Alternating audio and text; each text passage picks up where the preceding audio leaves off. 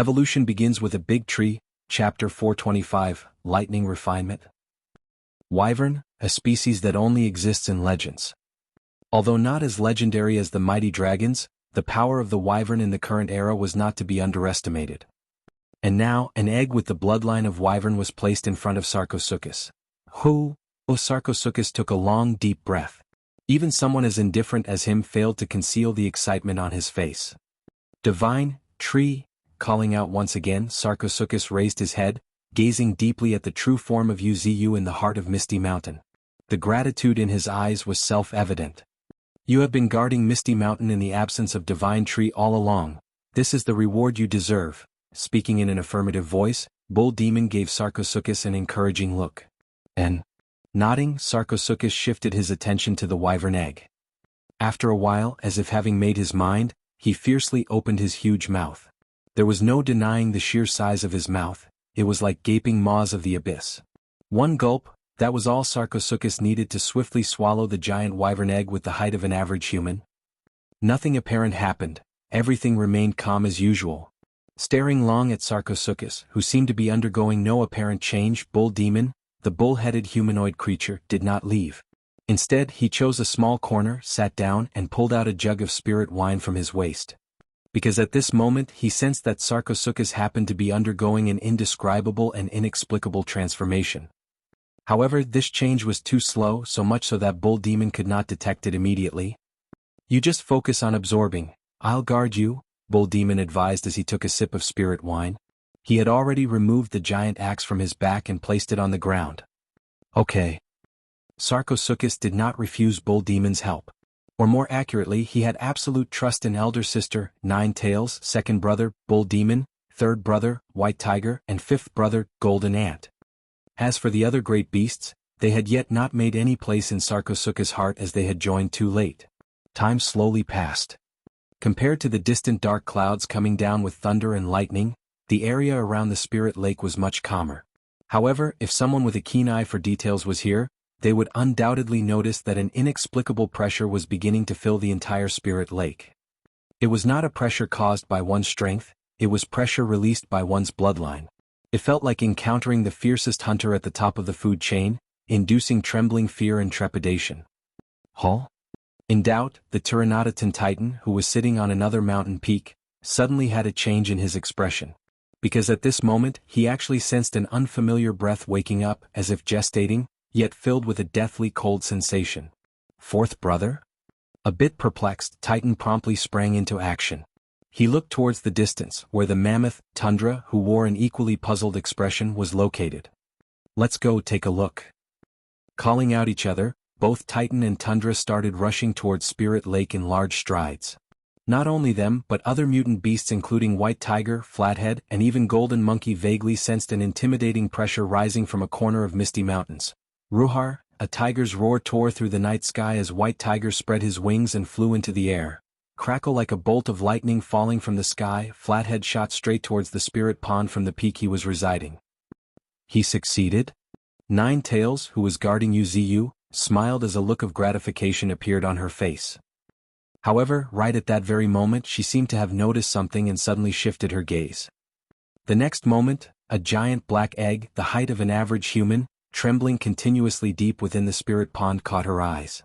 Faintly, she could hear immature roars resembling a dragon's roar coming from it. Nine Tails was a bit confused. Domain. Seemingly aware of Nine Tails' confusion, a golden figure slowly walked out from behind a large tree. Looking up, it turned out to be the elusive Golden Monkey. It is said that the dragons of the West have always been domineering. They all have their own, absolute domain. Within their domain they do not allow any members of their kin to appear, even close relatives are no exception. Now this unborn wyvern has taken Misty Mountains as its own domain. Now, sensing the breath of its kin, it's naturally roaring as if warning. Listening to Golden Monkey's analysis, Nine Tails raised her eyebrows slightly. Wow, this unborn child already has such a domineering attitude without even being hatched. Nine Tails admired, it seems that our little brother is quite amazing. This statement was not something casually made by Nine Tails. It had not yet hatched, yet its roar could already create ripples in space. Such outstanding talent was truly praiseworthy. How can he not be powerful? Suddenly, a familiar voice came from a distance. This is the 10th great beast picked by Divine Tree, the number 0, the great beasts of Misty Mountains that's not known to anyone.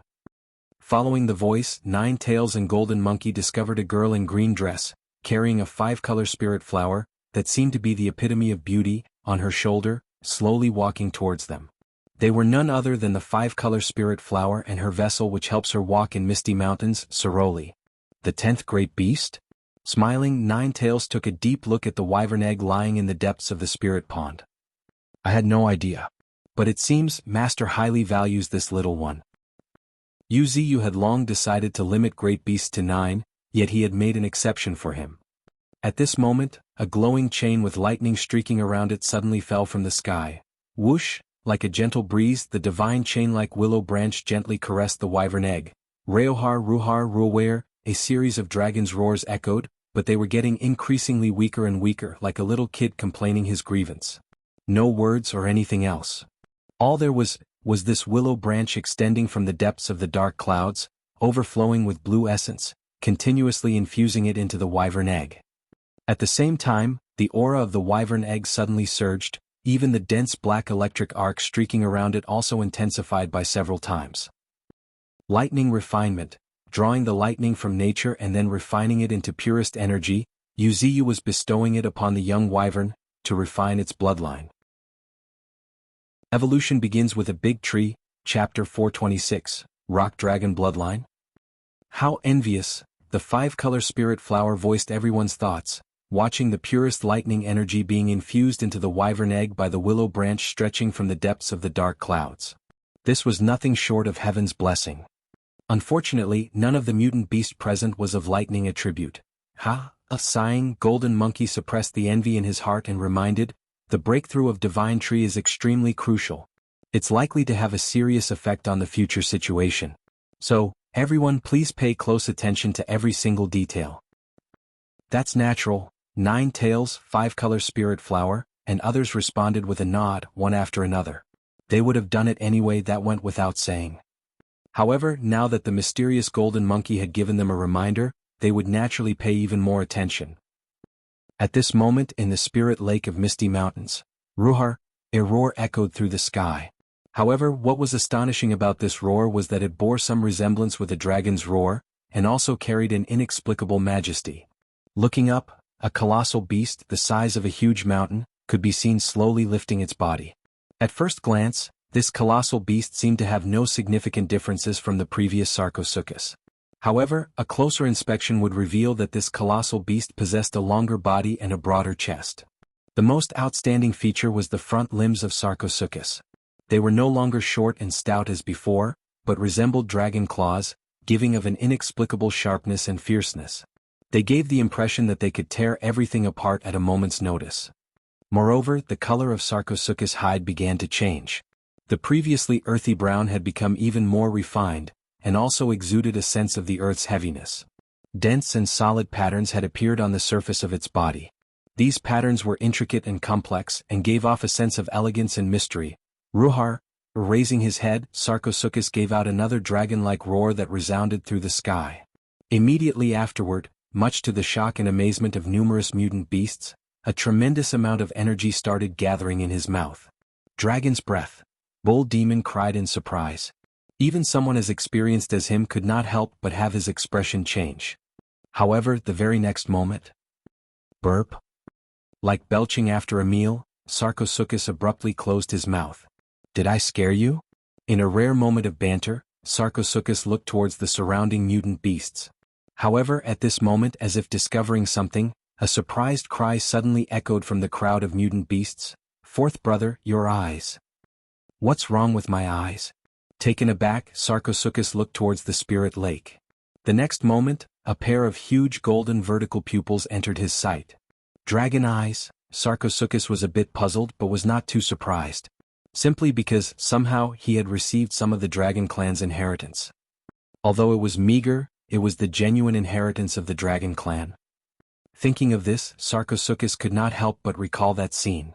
In that scene he saw a pitch-black, steep wall of rock, and a pair of light golden vertical pupils embedded on it. However, after taking a closer look at the wall, he could not help but notice that the wall appeared to outline the shape of a head. And those giant light golden vertical pupils were its eyes. Were the ruler of the earth. Were the Rock Dragon King. We're at the end of the era, one of the last remaining hopes of the Dragon Clan, the vast voice echoed in the pitch-black world. Before Sarcosuchus could react, the voice continued, "Take it, my blood. Take it, everything of mine. The glory of our dragon race shall remain forever." Sarcosuchus' consciousness returned once again, and he heaved a deep breath. Whether it was an illusion or not, he felt that the owner of that voice seemed much more terrifying than his master, the divine tree. Bearing the continent, nurturing all things. Rock Dragon Supreme. Subconsciously, Sarcosuchus could not help but murmur these words, which seemed to be engraved deep in his soul. However, just as Sarcosuchus spoke this sentence, his colossal body, resembling a huge mountain, suddenly trembled. At the same time, much to the astonishment of countless mutant beasts, the scales on Sarcosuchus' body began to change rapidly. In just a moment, his scales seemed to have gained a metallic texture, shimmering with a faint shine. Meanwhile, the part of his hide that was devoid of scales had become as hard as granite. At a glance, the current Sarcosuchus even looked like a giant statue coming to life. However, the fierce light emanating in his light golden eyes made him look particularly terrifying. Not to mention other mutant beasts, even Bull Demon could not help but be struck with a sense of danger when looking at the Sarcosuchus' eyes. A sense of threat that only a peer of the same level would give. He even felt that the current Sarcosuchus was even more terrifying than Snake Queen, who was of the same level. However, not long after. Hurrah! Sarcosuchus broke into rapid and heavy breaths as beads of sweat appeared on his face. "This ability consumes too much of my stamina," concluding in a somewhat helpless tone, Sarcosuchus returned to his previous crocodile form. Tsk, you obtained such a formidable ability and you're still complaining?" Bull Demon muttered in a rare sarcastic tone. "It may be formidable, but it can't be sustained for long." Sarcosuchus sighed, but his voice had a rare touch of satisfaction. Apparently, this ability was also a pleasant surprise for him. Dragonization. You can briefly transform into the legendary rock dragon. The stronger you are, the more thorough the dragon transformation. Until one day you can choose to make it permanent and completely transform into the legendary rock dragon form. This was another extremely terrifying ability. It could even be said that this was not just an ability but an innate talent unique to Sarcosuchus. Now he had two forms. One was the Sarcosuchus form. As a prehistoric giant crocodile with the bloodline of a wyvern, Sarcosuchus' instantaneous outburst of strength, for which he was already known as the Flesh Dragon, had received another upgrade. And it was not just any upgrade. Sarcosuchus possessed another fearsome ability, the Bloodthirsty Tyrant. Bloodthirsty Tyrant. A formidable ability which grants Sarcosuchus an exponential increase in speed and strength as it grows more furious and its injuries worsened, until its body was dyed crimson. At which, Sarcosuchus will go on a rampage, experiencing comprehensive growth in all aspects of its body. Even its self-healing ability will be enhanced. The combination of these two were enough to almost call the current Sarcosuchus the king of close combat. However, this was just one of the forms of Sarcosuchus. When he recited the words seemingly engraved deep in his soul, he could trigger dragonization, transforming into the legendary rock dragon. Although Sarcosuchus, after dragonization, still did not quite resemble the legendary rock dragon due to his limited strength, and even looked completely different, Sarcosuchus' combat power was further strengthened. Unfortunately, this ability consumed too much stamina. Moreover, Sarcosuchus was yet to familiarize himself with the fighting style of his rock dragon form. The rock dragon was not adept at offense. However, Sarcosuchus liked close combat and preferred to fight by putting his life on the line. In order to seamlessly control that form, Sarcosuchus would need a considerable amount of time to familiarize himself with it. However, it was still acceptable. At least, compared to an ordinary wyvern, the current Sarcosuchus with wyvern bloodline was already on the path to grow into a dragon. Moreover, this dragon was not a darkness attribute dragon. It was another type, a rock dragon. This was because Sarcosuchus originally had the potential to transform into a rock dragon. And, under the stimulation of the wyvern bloodline, he had taken this path ahead of time. No one knew about this. However, everyone was certain about one thing. The colossal beast lurking in the deepest part of Misty Mountains had truly grown. Evolution begins with a big tree, Chapter 427, The Return of the Eldest Sister to Misty Mountains. In a corner of Misty Mountain's periphery. Tap, tap, tap, with heavy footsteps, China's strongest Iron Knight, along with a convoy, slowly arrived at the altar. This was the 7th day since Wuxia had completely secluded himself in cultivation, and the 2nd day after Sarcosuchus's bloodline evolution. At this point, China had finally relented. These are some meager gifts prepared by China for Divine Tree. In a neither servile nor supercilious manner, China's strongest knight waved his hand, lifting the black curtain covering the convoy. It was unprocessed spirit stones. It was the same type of unprocessed lightning attribute spirit stone prepared by the Iron Fist tyrant, Benson. Apparently, these lightning attribute spirit stone mines that were rare for Wuxia were quite abundant for humans. And, nodding, Soroli, who was familiar with the process, began explaining the entire procedure. And shortly after the unprocessed lightning attribute spirit stone was put into the swirling yellowish-brown vortex, China's strongest knight also received the so-called antidote, a drop of life essence. Feeling the warmth as the life essence merged into his body, China's strongest knight let out a rare sigh of relief. It was not that he was afraid of death, what he feared was dying in agony from poison rather on the battlefield. Fortunately, China relented and promised him a massive amount of resources, otherwise he really would not know what to do. However, just at this moment, as if thinking of something, China's strongest knight looked towards the quietly standing girl beside the altar, Soroli, and curiously asked, "Did Benson also receive just a drop of life essence?" Soroli remained silent and just shook her head in response. After a moment, looking at China's strongest knight who was still staring at her, she explained, "That's a secret, I can't disclose it." "All right."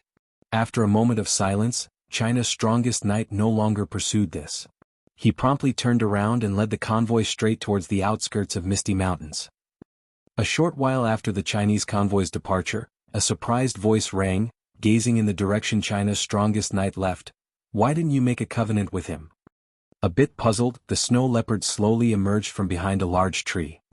"He doesn't desire for more." Heaving a sigh of helplessness, Soroli continued, "This guy is a knight, his determination is beyond imagination. He won't easily bow to our Misty Mountains." But right at that very instant, before Soroli could even finish her sentence. Clap, clap, clap, loud applause rang from within the mist. Following the sound, Soroli, the snow leopard, and others caught sight of a barefooted girl, resembling the embodiment of flame, slowly walking over with a group of black-robed figures. Surprisingly, the mist that always kept outsiders from entering Misty Mountains slowly dissipated with her arrival. Even the mist beasts, which occasionally roared, adding a bit of fierceness to Misty Mountains, prostrated at this moment. "Greetings, eldest sister." In unison, countless mutant beasts lurking around the altar, such as mutant wild boars, mutant hedgehogs, and even the famous mutant beast of Misty Mountains, all respectfully greeted. Ling Er nodded in response, not paying much attention to it. Instead, she focused her gaze on the nearby Soroli, who was being controlled by 5-color spirit flowers. With a smile she stated, "Your analysis is correct. Given his staunch personality, China's strongest knight would never make a covenant with Misty Mountains. If forced, we risk exposure of the covenant signed with Misty Mountains." At this moment, hearing the unanimous shouts of many mutant beasts, 5-color spirit flower also seemed to be momentarily stunned at the sight of the approaching girl. After a while, as if realizing something, 5-color spirit flower exclaimed, using Soroli as medium, "Are you the legendary eldest sister of Misty Mountains?" "What do you think?" Mischievously giggling, Ling Er flicked a strand of hair and teasingly asked, "Besides me, who else would willingly give up their body and let you control it willingly? Besides me, who else would show you a clear path to Misty Mountains?" Listening to this playful voice, 5-color spirit flower heaved a helpless sigh. "As I had expected." As the words fell, 5-color spirit flower seemed to have thought of something and straightforwardly asked, "Why did you suddenly return? Are you not afraid of the Chinese government getting suspicious?" "Suspicion?" Smiling, Ling Er no longer concealed anything and proactively explained, "I've come openly and above board this time. After all, I was poisoned by the tree monster. Without the antidote, I won't live for long." Speaking of this, Ling Er, who had always kept her emotions in check, unexpectedly burst into laughter. Precisely because this was Misty Mountains, her home. In other places, her personality does not allow her to express her emotions so openly. After all, she was the empress, the most famous and feared woman in China. Ah! Stunned for a moment, Five-Color Spirit Flower was speechless for a while. Amazing, the legendary eldest sister of Misty Mountains actually returned under the guise of detoxification, and came back to give gifts in an open and above-board manner. Thinking this, the Five-Color Spirit Flower shifted her gaze on the black-robed individuals standing behind Ling Er. Each and every one of them carried something. Some held black suitcases in their hands, while others had large backpacks on their backs. At this moment, as if sensing the Five-Color Spirit Flower's scrutinizing gaze, Ling Er beckoned towards the back. The next moment, swoosh swoosh swoosh. Accompanied by rapid swooshes, countless bats flew out of the mist, gathering into a blood-colored figure. This is my steward, the vampire. He will be responsible for taking inventory for you later. Speaking of this, Ling Er also glanced at the black-robed figures behind her and introduced, all these people are already being controlled by me and are absolutely loyal to me. They won't betray us. And Five-Color Spirit Flower nodded in response, though deep inside she was terribly surprised. She has indeed proved herself to be the most mysterious eldest sister of Misty Mountains. Her methods are truly beyond words. She is even forcibly controlling the people around her using her psychic power. The Five-Color Spirit Flower was utterly stupefied, but she could not help but agree with her methods. Such caution was to be expected from someone like Ling Er. After all, she was doing something really extraordinary. If the Chinese government were to find out, they would probably launch a collective attack on her and anyone related to her. At this moment, after instructing Five-Color Spirit Flower, Ling Er lifted her graceful step, and transformed into a streak of light, promptly making a beeline straight towards the heart of Misty Mountains. It had been too long, far too long since she had seen her master. At this moment, Ling Er, or more accurately Qing Er, was feeling a complex mix of emotions. There were countless things she wanted to say. But when she wanted to speak, she did not know how to express them. Not long after, in North Canyon deep within the Misty Mountains. Tap, tap, tap. Amidst light footsteps, powerful and fearsome mutant beasts looked respectfully at the approaching human girl. Even someone as strong as Ninetails showed a trace of reverence at the sight of this figure. Who is this? Astounded, Snake Queen, who had never met Ling Er, asked quietly. She had been in Misty Mountains for over a month now. However, it was the first time she had seen these powerful mutant beasts all showing respect, especially towards a human girl. She was having a hard time believing it. After all, the mutant beasts of Misty Mountains were the most unruly creatures Snake Queen had ever seen. They took great pride in being a part of Misty Mountains, and were even more proud of having Divine Tree in the center. Not to mention humans, even beasts like her, classified as one of the 10 monstrosities beasts of the continent, were only respected here due to their status as guardians. Yet now, a mere human was making all these proud mutant beasts bow their heads. Evolution begins with a big tree, Chapter 428, Innate Willow Leaf. She is Sister Qing Er, the most mysterious eldest sister of Misty Mountains. She has always been most trusted by Master. She is like Master's right hand. Responding to Snake Queen, Little White, the White Flood Dragon, noticed the surprised expression on the Snake Queen's face and continued to explain. However, Sister Qing Er's whereabouts have always been extremely mysterious. Even in Misty Mountains there are very few who know. Ah! Snake Queen was slightly taken aback as she got her answer. But after a moment, as if noticing something, Snake Queen asked in astonishment, "Is Sister Qing Er a human?" "No." Shaking her head, Little White frankly replied, "Sister Qing Er's true form has always been a secret. But one thing is certain, Sister Qing Er is definitely not human." "Okay." After a short silence, the Snake Queen fell into a brief contemplation, gazing at the slowly walking girl in the distance. She is not even human despite the strong human aura radiating from her? How inconceivable. Meanwhile, Ling Er paid no heed to the expressions of the numerous mutant beasts. Her entire focus was on the giant tree before her, approaching it with light footsteps. As she slowly raised her gaze, she beheld a towering tree surging with a lightning blue color, with lightning streaking all around it. Crackle, crackle, amid crackling sounds resembling a cacophony of thousands of birds' chirps, the entire North Canyon was filled with lightning and thunder. "You're immersed in deep cultivation?" Feeling helpless, a sigh escaped Ling Er's lips. She rarely got the chance to come back, and now when she did she could not even talk to her master. It was a bit of a pity. However, upon further thought, Ling Er's lips curled up slightly. Compared to chatting with me, Master's cultivation is more important.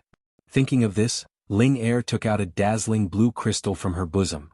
This blue crystal immediately attracted the attention of all the mutant beasts, because the very moment it appeared, it instantly drew thousands of lightning arcs in the air, even increasing the number of lightning bolts falling from the sky. For a moment, crackling lightning arcs filled the area of several kilometers.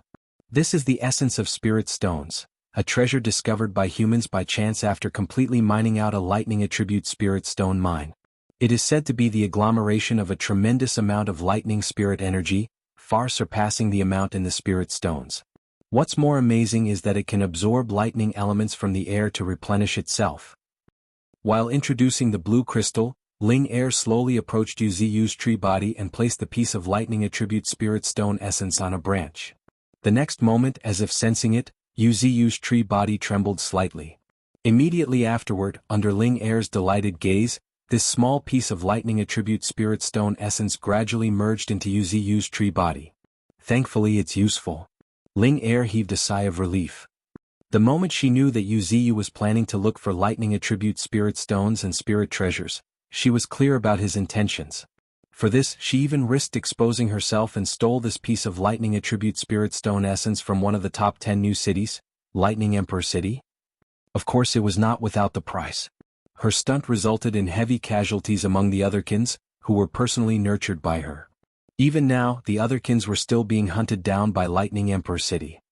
However, their deaths did not even come close to the importance of her master's breakthrough. For her master's breakthrough, Ling Er would not even bat an eye even if she had to sacrifice all the otherkins. This was Ling Er, the one Yu Ziyu trusted the most. Ling Er did not stay for long, time did not permit it. Taking a deep breath, Ling Er looked at Nine Tails, Brewmaster and others beside her and exhorted, "Master's breakthrough is of great importance. Remember to protect him well." "Yes, eldest sister," everyone responded in unison, even the lazy Brewmaster showed a serious expression. And, satisfied, Ling Er nodded her acknowledgement. Having watched them grow, she had firm belief in them. However, just at this moment, as if remembering something, Ling Er's gaze shifted to a large tree. Surprisingly, in the direction of her gaze, there was a figure leaning against the tree, cloaked in a black robe and appearing somewhat lazy. Upon closer inspection, one could notice a cold gleam flickering every now and then within the young man's eyes. It was none other than Lung Feng, the human with the innate talent, Dark Shadow. He was the leader of one of the major clans of Misty Mountains, the Rat Clan. Not only the Rat Clan but the other major clans also had a favorable impression of him. Just because Lung Feng was very good at taking care of young beasts and cultivating spirit plants. Even the production of the Macaque clan's monkey wine had greatly increased under his guidance. Looking at this young man in the distance, a rare smile appeared on Ling Er's face. Then her lips moved slightly. "I've brought your sister back," a faint voice echoed in Lung Feng's mind, causing his expression to suddenly change. Immediately after, as if finally comprehending what she said, a look of disbelief blanked his face. "What? What did you say?" Asking in an excited voice, Lung Feng took a brisk step, rushing towards Ling Er. However, before he could get close, Ling Er waved her hand. Boom! A fearsome gust of wind blew towards Lung Feng, sending him flying backwards. And right at that very moment, Ling Er's voice echoed in Lung Feng's ears again, "Go back to your bamboo forest and take a look." Giving the advice, Ling Er turned around and started walking towards the outside of Misty Mountains. She had limited time. There were probably many people watching her outside Misty Mountains. For this reason she could not stay for too long. However, shortly after Ling Er left, unnoticed by anyone, a willow leaf rose from deep within Yu Ziyu's tree body. This willow leaf was exceptionally transparent. At a glance, one could see a green radiance flowing within the crystal-clear leaf. Innate willow leaves, the three most terrifying willow leaves that Yu Ziyu had refined. They were capable of taking someone's life from thousands of miles away when infused with spiritual energy. They were truly life-reaping leaves. They were also one of Yu Ziyu's biggest trump cards. And now, one of these willow leaves surprisingly pointed towards a direction before shooting straight towards Ling Er. Moments later, amidst Ling Er's astonished gaze, a willow leaf arrived in front of her, swirling before her in a lively manner. "Master," calling softly, Ling Er turned around and deeply looked at the towering willow tree. At this moment, as if sensing her, The patterns on this willow leaf began to slowly undulate. After a moment, 2 lines of small characters emerged. Take care of yourself. If you're in danger, use this willow leaf immediately. Evolution begins with a big tree, chapter 429, self-proclaimed king. Use this willow leaf, Ling Er whispered to herself. She naturally understood that Yu Ziyu was looking out for her safety. If my guess is right, this should be the true life-saving item given by Master. With this in mind, Ling Er gritted her teeth before tucking the willow leaf into her bosom before leaving. Shortly after Ling Er left in the bamboo forest of Misty Mountains. Tap, tap, tap, with trembling steps, Lung Feng nervously returned to the bamboo forest alone, until he saw the back of a girl deep in the bamboo forest, whereupon his body suddenly trembled. The next moment, much to the astonishment of countless rats, their usually indifferent leader Lung Feng's eyes turned red. Sister, Lung Feng mumbled in a trembling voice, even showing an incredulous expression. At this moment, in another corner of Misty Mountains, the king of the rat clan, Shady, was lying quietly on a tree, and beside him was old Fifth, Golden Ant, leaning against the trunk of the tree, wearing a cold expression. This is what I admired the most about eldest sister. Saying so, Shady's eyes flickered non-stop. Oh? Golden Ant smiled. He naturally understood what Shady meant. Even before Lung Feng joined Misty Mountains, eldest sister had already investigated Lung Feng's background thoroughly and took care of his sister and kept that girl by her side. This kind of strategic planning is something not many people can do. However, it makes sense. Eldest sister is one of the few in Misty Mountain who uses her brain first. Compared to these guys who rely solely on brute force, she is much stronger. Moreover, eldest sister is pretty strong herself. If I'm right, eldest sister is probably about to break through to Tier 3. Tier 3? Golden Ant murmured, a bit intrigued. If eldest sister really broke through to Tier 3 first, she'll be the first in the human race. That would be interesting. Perhaps the first empress of the human race would be born at that time. By then, with the help of the fertile human race, the hope of Divine Tree achieving the great Tao should increase. Time passed slowly, and in the blink of an eye, more than 10 days had passed. However, within these 10 days in the far north of the continent, Russia, a shocking incident had occurred, shaking almost half of the continent. It was related to the so-called Iron Fist tyrant, Benson, who after becoming an apex superhuman overnight, smashed through half of Russia, took a city as his stronghold, proclaimed himself king, and named himself the tyrant. On that day, Russian superhumans emerged one after another, even 1 or 2 apex superhumans had appeared. However, when everyone came face to face with Benson, who had also stepped into the ranks of apex superhuman, the air grew heavy. Until a sneer echoed in the air, the high-level officials in the government stopped trusting me. They left me with no choice. If it were you, would you be willing to bow your head and let yourself be sliced and diced for research? Clearly, he was speaking with a smile, but the coldness in his words made many superhumans' eyes flicker. Indeed. This is an era where strength commands respect. As a superhuman, how can one easily bow their head? Any other superhuman would have been utterly defeated, but not Benson, the Iron Fist tyrant, an apex superhuman and one of the strongest beings on the continent. An apex superhuman like him transcends everyone in status. Yet, there are some conservative individuals who persist in viewing them with an old-fashioned mindset. It's both laughable and ironic. Did they truly believe that the current superhumans could be manipulated as they pleased? However, at this moment, a voice suddenly emerged from the crowd. Tyrant, does your sudden breakthrough to the Apex Order have anything to do with Misty Mountains? Upon hearing this, Benson suddenly burst into laughter.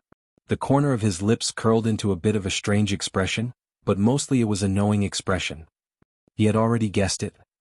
So many superhumans had gathered here, mostly to obtain the secret behind his breakthrough to the Apex Order. After all, despite his amazing strength, he was only ranked 20th in Russia. There were many superhuman with pretty good chances of becoming apex superhumans. Now, not only did he become an apex superhuman, but his foundation was also solid. Moreover, there was even hope for him to break through to Tier 3. In light of this, it would be strange that these superhumans were not moved. In other words, this gathering of Russian superhumans was not so much to suppress him as it was to force him to reveal the secret. As for taking it up with Misty Mountains, to put it bluntly, even if they were given the courage of a bear and the guts of a leopard, they would not dare to go there. The terror of the Divine Tree was no joke. Realizing this, Benson let out a deep sigh. Immediately after, his spiritual energy surged as replied with a laugh, "My breakthrough to the apex order is quite simple." Saying so, Benson took out an exquisite transparent bottle from his pocket. Inside the bottle, the superhuman spotted 2 drops of highly viscous green liquid. "I obtained this treasure from Misty Mountains in exchange for some resources. I initially had 7 drops in total. After consuming 4, I became an apex superhuman." Hearing Benson's revelation, not to mention ordinary superhumans, even the 2 apex superhumans of Russia could not help but have their eyes flicker. Right at that very moment, Benson's cold laughter filled the air as he continued, "I even voluntarily handed 1 drop over to the higher-ups in the government. Yet, a few old stooges came to hear that this green sap could extend their lifespan from who knows where. They shamelessly begged me for the remaining 2 drops. One of them even threatened me."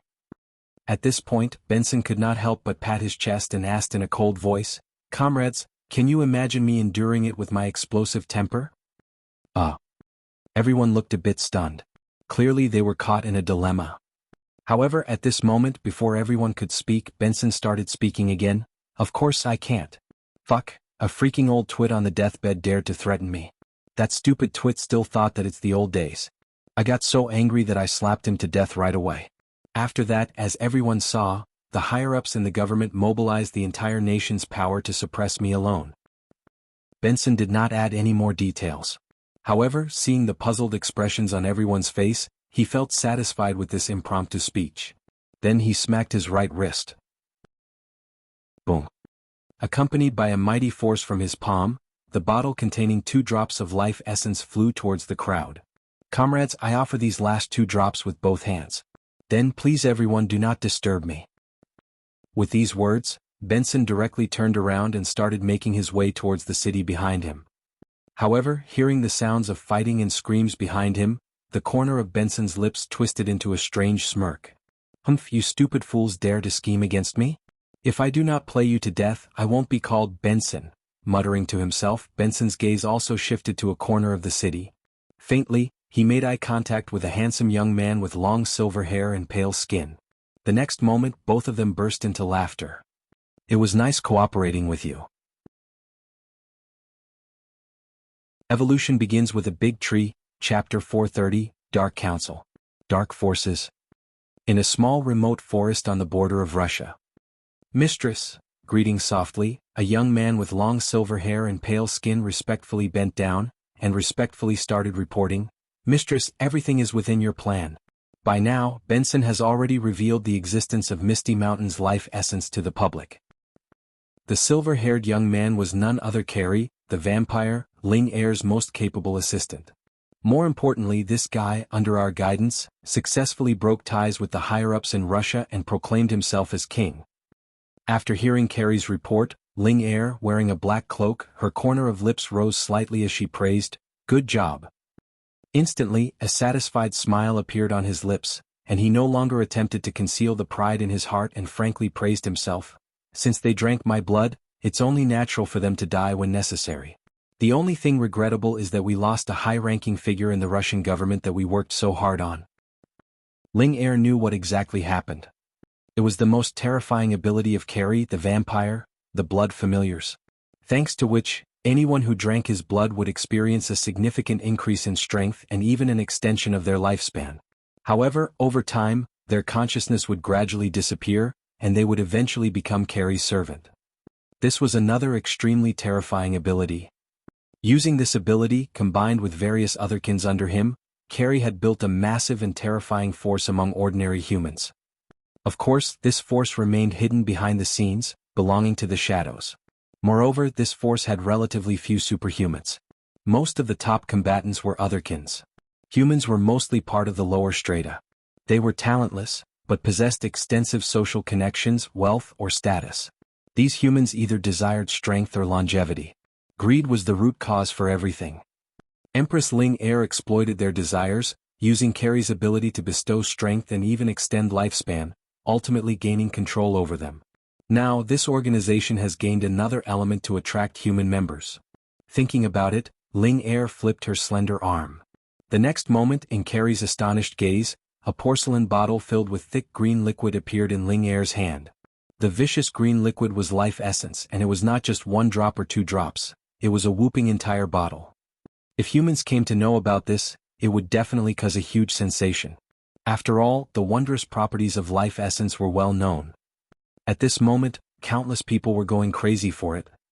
Just the 2 drops of life essence earlier had caused numerous humans to fight to the death, ultimately resulting in severe injuries for many Tier 2 superhumans. This stood as a testament to how terrifying the allure of life essence was to the world. And now, Ling Er actually took out an entire bottle. With his mind in turmoil, Carrie hurriedly suppressed the envy in the depths of his eyes. This belongs to Mistress. As her servant, I shouldn't covet it. However, at this moment, seemingly aware of Carrie's thoughts, a playful smile appeared on Ling Er's lips. Do you want it? I dare not, Mistress, Carrie promptly responded with a hint of fear. No worries, just say if you want it. Saying so, Ling Er opened the bottle and poured out 5 drops. These 5 drops are for you. Cultivate well. Thank you, Mistress. Thanking in an excited voice, Carrie stared at the 5 drops of life essence in his hands with a touch of fervor. These 5 drops would make my strength surge again. However, before Carrie could react, 10 more drops of life essence flew towards him. Mistress, what's this? This is for the organization. With these 10 drops of life essence, I believe you should be able to attract many superhumans. Slightly stunned, Carrie failed to react for a moment. The next moment? Taking a deep breath and suppressing the excitement in his heart, Carrie affirmed, naturally, with humans' greed, these 10 drops of life essence are enough to entice many superhumans. That's great. Smiling, Ling Er pulled the black hood of her cloak and covered her head. It was almost time to return to China. There were more important matters awaiting her in China. Just as Ling Er was about to disappear into the depths of the forest, a questioning voice came from behind. Mistress, what should we call our organization? What should we call it? Pausing her steps, a thoughtful look appeared on Ling Er's face. After a moment, a playful voice quietly echoed in Carrie's mind. Let's call it the Dark Council, with the divine tree as the totem. The Dark Council. Muttering to himself, Carrie understood the underlying reason behind the name. Rising from the shadows, rooted in the deepest darkness of humanity, that is the Dark Council, and it will be the largest dark force in the human world. Just as Ling Er casually created the Dark Council, the outskirts of Misty Mountains welcomed a hustle-bustle of humans during these days. One by one, humans eager for power came to Misty Mountains seeking opportunities. Quite a few among them even ventured into Misty Mountains. However, under everyone's pitiful gazes, miserable cries filled the air as the endless mist swirled, transforming into colossal creatures that instantly crushed those humans. Furthermore, deep and resonant roars, as if coming from the ancient times, echoed through the clouds. Looking closely, everyone could not help but notice pairs of shimmering green eyes within the depths of the mist, greedily staring at everyone. Storm wolves, a terrifying pack of mutant wolves lurking on the outskirts of Misty Mountains. They will rip apart anyone who dares to step foot into Misty Mountains without permission. Staring deeply at the hidden figures within the thick mist, a knowledgeable person earnestly explained. Damn it. Slightly taken aback, another person's gaze instead focused on the colossal beast that reverted back to mist, and slowly dissipated. That must be the mist beast, right? That's right. Nodding, the others also chimed in, that's indeed a mist beast. They are unique to Misty Mountains, unkillable and indestructible, they're extremely troublesome to deal with. Evolution begins with a big tree, Chapter 431, Emerging Forces. Humans are truly strange. They are clearly afraid of our Misty Mountains, yet they keep coming again and again. Silently watching the humans outside Misty Mountains, White Tiger hidden in the deep fog could not help but sigh. This is how humans are. Thorns, sitting on White Tiger, smiled, playing with the blood vine in her hand with great interest. However, after a moment, something seemed to have clicked the blood-haired girl.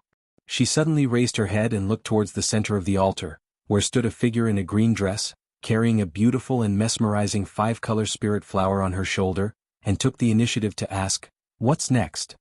So many humans have come, are we going to let them all in?" Upon hearing Thorn's question, the 5-color spirit flower chuckled as she replied, "How is that possible? The offering at the altar is the most sacred ceremony of our Misty Mountains.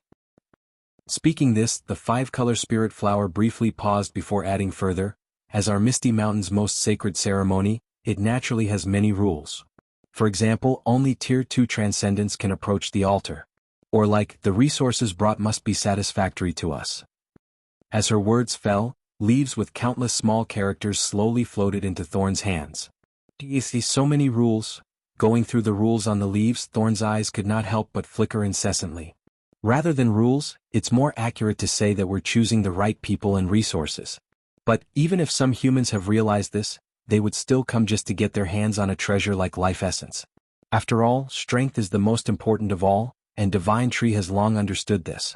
Using eldest sister's methods and the exaggerated advertising effect of Iron Fist Tyrant, the efficacy of the life essence has been severely exaggerated, attracting countless human experts. Overwhelmed by our Misty Mountain's strength, these humans have no choice but to follow the rules of Misty Mountains. This is exactly what Divine Tree expects. Unfortunately, Master is in seclusion, so he can't see this. At this moment, Soroli, who was standing calmly at the center of the altar, suddenly lifted her footsteps. I'll go and lead a suitable person. Suitable? White Tiger was slightly taken aback and a bit puzzled too. After a moment, tilting his head sideways, White Tiger looked at Thorns and asked, Sixth sister, what does she mean by a suitable person? Well, after thinking for a moment, Thorns finally gave a simple answer. It's someone who is about to break through. Such people, stimulated by life essence, can quickly break through and further enhance the reputation of life essence. They must also possess ambition. Such individuals need to be unwilling to be under anyone. Since they chose to come to Misty Mountains, they must also harbor the desire to proclaim themselves as rulers, just like Benso the Iron Fist Tyrant. Selfish enough as well. Only those who live for themselves will not consider righteousness between monsters like us and humans. At this point, Thorn's pupils also shrank and became focused as she affirmed with a hint of caution. However, such individuals are the most likely to become truly powerful and terrifying existences. Momentarily stunned, White Tiger was a bit confused. He clearly failed to understand. But Thorns just smiled at this. This was already within her expectations. She knew that her third brother was good at everything, but was simple-minded. In the face of a complex race like humans, he would be half a beat slower if he did not kill them on sight, much less have a battle of brains with them. But just at that moment, as if sensing something, Thorn's face suddenly changed ever so slightly. Upon careful listening, she heard an extremely sharp cry coming from the horizon. Elder sister is calling us, let's go back first. Very well. With a loud shout, White Tiger flapped his wings and rushed towards the depths of Misty Mountains, creating a huge storm. As for these humans, with the five-color spirit flower and the Sarcosuchus guarding the periphery, they could not stir up anything. Shortly after this, in the depths of Misty Mountains in North Canyon, mutant beasts all around the canyon were gazing silently at the figure under Yuzu's towering tree body, a red fox with four tails swaying like flames. Elder sister, what happened? Why did you summon us? Bull Demon, the most mature and calmest of all, stepped out first and asked. I'll let Phalai explain everything. Saying so, Nine-Tails' gaze turned to the sky at the fist-sized peregrine falcon. Screech! With a cry, the oldest of the peregrine falcons landed on the treetop of a large tree. Then, after looking around, Phalai finally started speaking. On this continent, there are various other forces of mutant beasts besides our Misty Mountains. While their strength may vary, each and every force more or less rules over a territory. Just as Phalai finished speaking, White Tiger's surprised voice suddenly echoed in the air. Is this for real? Why have I not heard of these forces at all? Giving White Tiger a blank look, Phalai helplessly continued, Third brother, you've never even stepped out of Misty Mountains. How could you have heard of them? At this point, Phalai's gaze also turned to the figure in the corner, a figure with the upper body of human and the lower body of a snake. After a moment, as if sensing Phalai's gaze, Snake Queen also affirmed with a nod. He is right. Our Misty Mountains is not the only force among mutant beasts. There are many forces that imitate Misty Mountains, or to be more accurate, forces similar to Misty Mountains.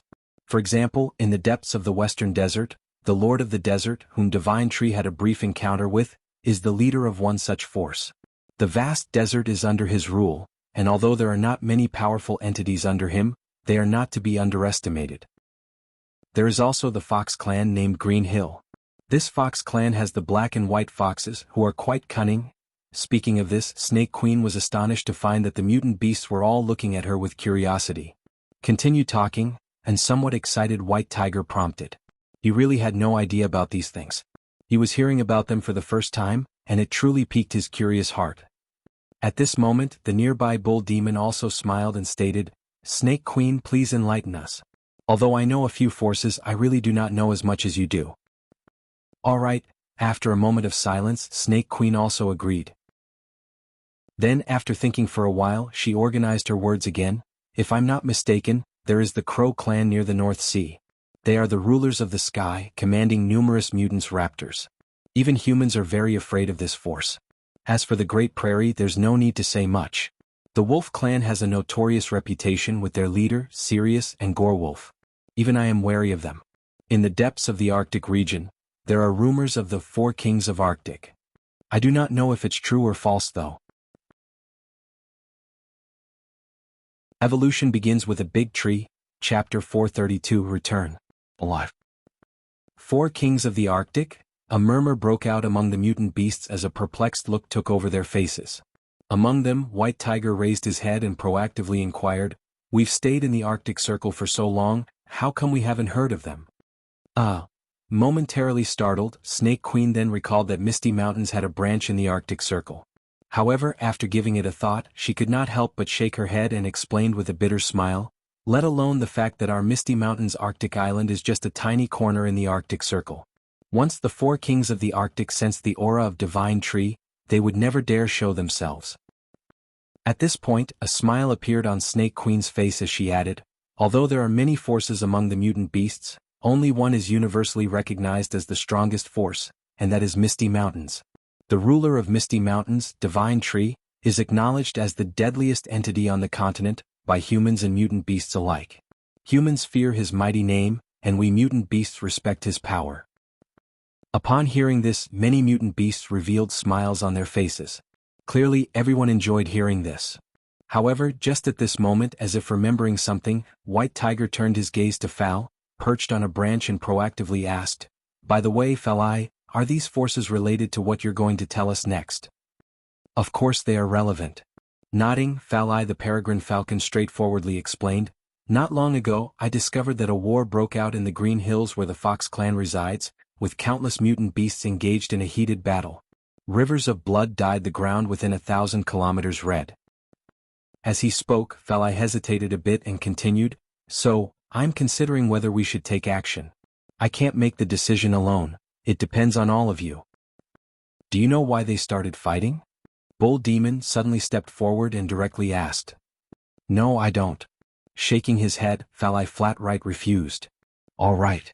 After a moment of silence, Bull Demon sighed and looked around at the mutant beasts, proactively stated, "We mutant beasts fight mainly for territories and resources. If it's about resources, then it's all right. Some extraordinary treasure may have triggered the conflict. But if it's about territories, then participating may not benefit us much. After all, the Green Hills are quite far from us." Listening to Bull Demon's analysis, many mutant beasts nodded in agreement. However, at this moment, an unexpected figure suddenly stepped forward. Looking up, it was none other than the 5th brother, Golden Ant. At this moment, paying no attention to the strange gazes of the mutant beasts directed at him, Golden Ant started speaking, "Whether it's a dispute over territory or treasures, I want to take a look." "Why?" Perplexed, White Tiger also voiced his confusion. "To hone myself." Tightening his fist, Golden Ant cast a deep glance at the towering tree not far away and confessed, "I don't want to live forever under the protection of Divine Tree. I hope that by the time Divine Tree wakes up again, he will see a completely new me." Hearing this, not only White Tiger but the other mutant beasts also fell into silence. Some mutant beasts even showed signs of restlessness on their faces.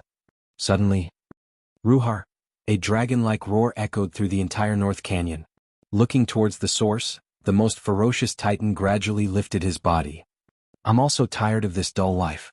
I crave blood, yearn for battle, and long to tear apart the bodies of enemies into pieces."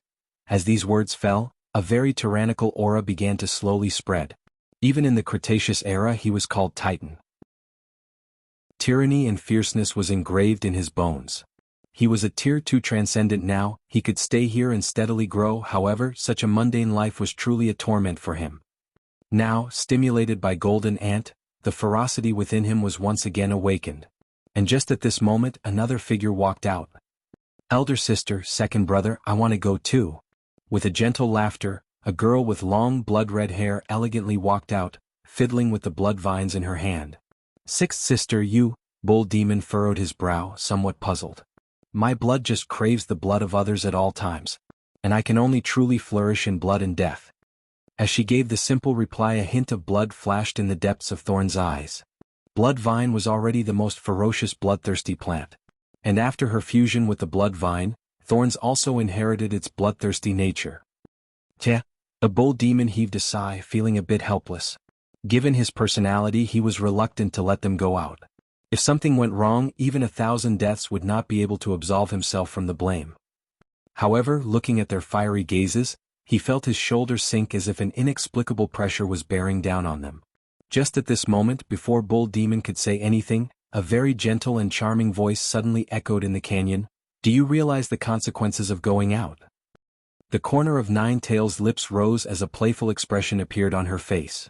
Naturally, we know, Golden Ant, who was the first to step forward, answered proactively. It's great that you know. Smiling, Nine Tails turned her gaze towards the distant sky and stated, once you step out of Misty Mountains, you'll be responsible for your own life and death, and you can only rely on yourselves. At these words, Golden Ant, Titan, and even Thorns nodded. We are willing to bear. But before they could finish their words, boom, a terrifying pressure swept over the canyon like a landslide, catching the mutant beasts off guard, pressing them flat on the ground. At this moment, looking in the direction of the source of the pressure, the mutant beasts were amazed to find that their elder sister, Nine Tails, had slowly stood up. A raging flame enveloped her, and the 4 enormous tails behind her stirred the sky. Bear? What are you going to bear? With a touch of anger, Nine Tails' voice gained an indescribable chill. Elder sister, Golden Ant, gritting his teeth, enduring the terrible pressure coming from all directions, tenaciously called out. Fine then. Looking at the determined Golden Ant, Nine Tails also felt somewhat helpless. Fifth brother is good at everything, but he's just too stubborn. However, what he said is right. Hope the master awakens and sees a completely new self. Thinking this, Nine Tails also restrained her aura and silently chose to turn around. However, while the mutant beasts were feeling puzzled by her actions, Nine Tails' voice echoed in their minds, you can go out, but don't tarnish the reputation of Misty Mountains. Speaking this, she briefly paused before her voice, carrying the warmth and authority of the elder sister, resonated in the minds of the mutant beasts. Remember, you must come back alive. Evolution begins with a big tree, Chapter 433, Misty Mountain's strongest clan. Come back alive. Simple words, but they weigh slightly on the hearts of every mutant beast. No one said anything, but everyone knew what it meant if they did not come back alive.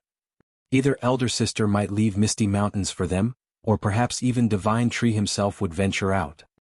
Everyone was crystal clear about it, but the mutant beasts had no other choice either. Compared to these mundane peaceful days, their hearts longed for battles. At this moment, as if sensing something, the enormous tree, with lightning streaking all around it and a canopy deep in the clouds, trembled slightly. Its branches that resembled divine chains of lightning were swaying amid lightning and thunder. Crackle, crackle, visible to the naked eye, countless blue lightning bolts fell like raindrops. Master! Golden Ant and the other mutant beasts gently called out, feeling the inexplicable power surging within their bodies, with their expressions changing slightly. Given their strength, they could naturally perceive that their master was using his strength to temper their bodies. While it was called tempering, it was more like a blessing. Feeling their master's intentions, the gazes of each and every mutant beast could not help but flicker. After a moment, as if having determined something, Golden Ant suddenly leaped up. At the same time, a blood-colored vine under Thorn's feet continuously grew bigger, lifting her towards the top of Titan's head. Master, when you awaken, I will offer you a territory spanning tens of thousands of kilometers to you, declaring in a firm and powerful voice. Golden Ant gazed towards the east, his eyes burning with a hint of fervor. A territory spanning tens of thousands of kilometers. Thorn smiled, a bit moved. I've to admit, Fifth Brother's courage is really something far beyond ordinary people. But neither is mine. Thinking of this, Thorns also promised, "Master, when you awaken, I'll definitely offer a mountain of spirit plants to you." After having integrated with the blood vine, Thorns had gained some knowledge of cultivating the spirit plants. However, the spirit plants she cultivated must all be soaked in blood. Blood was used as nourishment, and heaps of corpses served as fertilizer. While they were gorgeous when they bloomed, they were extremely bloody. Thorns called these types of spirit plants as blood plants. It was a terrifying method to nurture sentience, completely different from the 5-color spirit flowers. At this moment, hearing Golden Ant and Thorn's declaration, the corner of Titan's jaws drew back before he grinned and shouted aloud, "I don't understand so much, but I promise whoever dares to harm 5th brother and 6th sister will have to step over my dead body." Declaring this, Ruhar, a roar, akin to a dragon's yet not dragons, echoed across misty mountains.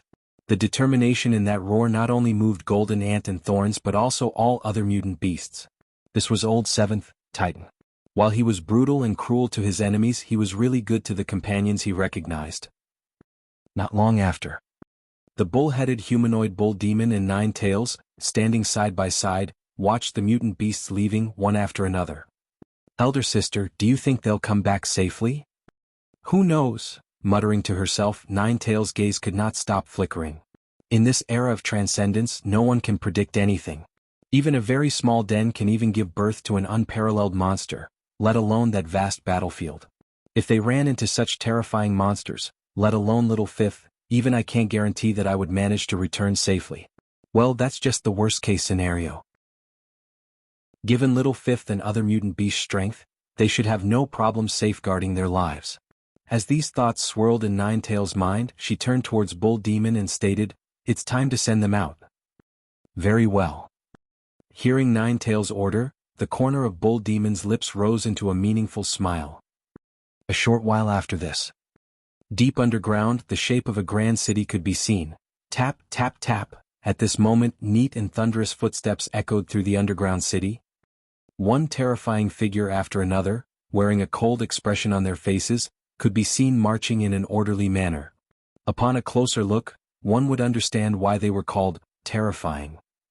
Each of these figures stood over 20 meters tall. Their bulging muscles were simply terrifying, resembling coiling dragons, and a thick coat of black hair covered their entire bodies. However, that was not what made them terrifying.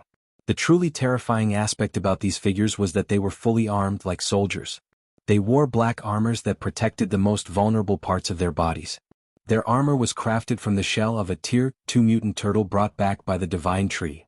Using top-grade Tier 2 material, a turtle shell as its core, supplemented by a large amount of unique metal, this armor finally took shape after being continuously smelted by breathing fire on it day and night by Old Ninth. A whopping 27 sets of these armors were forged, out of which 21 were large-sized and 6 were small-sized. The 21 giant-sized armors belonged to the strongest clan of Misty Mountains, the Chimpanzee clan. The remaining 6 were given to the 6 Knights of Misty Mountains. According to the current era's classification, these armors should be classified as top-grade Tier 2 armors, just a hair's breadth away from entering the ranks of Tier 3. Their defense was so incredible that even someone as strong as Snake Queen would have trouble breaching their defenses. However, just the fact that they were wearing armor alone was not enough to call these figures terrifying. If one looked at their backs, they would definitely notice them carrying weapons, some with long spears, some with huge bows, and some with long whips. At a glance, they were armed with almost all 18 types of weapons. Ashish, https://en. Wikipedia. org/wiki/18 Most of these weapons were crafted from the branches from the Divine Tree. The Lord of the Desert had once bowed his head before the Divine Tree to obtain just one branch. And now, all these 21 figures were armed with weapons crafted from the branches from him. It was quite easy to understand what this signified. Moreover, the mysterious golden monkey also taught these King Kongs the art of blood refining. A method that allowed one to refine weapons using blood essence, ultimately achieving unity of man and weapon. This was a crude and ancient method of refining, the cost of which was that if the weapon was damaged, its owner would also be injured. Be that as it may, this method was quite suitable and practical for these King Kongs. It was simply because their love for their weapons surpassed even themselves. More importantly, most of them had mastered their weapons to a terrifying extent. For example, the King Kongs carrying the giant bows could use their spiritual energy as an arrow. They did not need to fire twice. A single arrow was powerful enough to kill an enemy within 1,000 kilometers. This was the peak combat power of Misty Mountain's strongest clan, the Chimpanzee clan, the 21 King Kongs. It was also Misty Mountain's trump card that had never been revealed. Evolution begins with a big tree, Chapter 434, The 7 Clans of the Seas.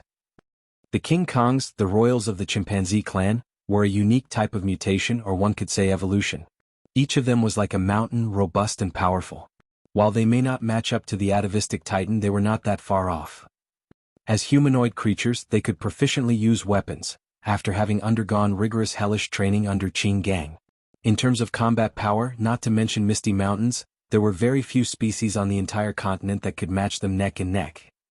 Now, after taking a deep look at the 21 King Kongs, Bull Demon asked with a serious expression, "A battle had erupted in the east, are you willing to go?" "Yes," in a thunderous voice, these soldiers-like figures shouted in unison. "Very well." Nodding his acknowledgement, Bull Demon gave his final instruction. "This time you have 2 tasks. Firstly, hone yourselves. As warriors, the battlefield is where you belong. Secondly, Little Fifth and the others have rushed to the battlefield. If they run into any trouble, you must do your utmost to ensure their safety." Listening to Bull Demon's voice, the 21 King Kongs replied in a deep voice, wearing a serious look on their faces, "We'll follow your command." Just as their words fell.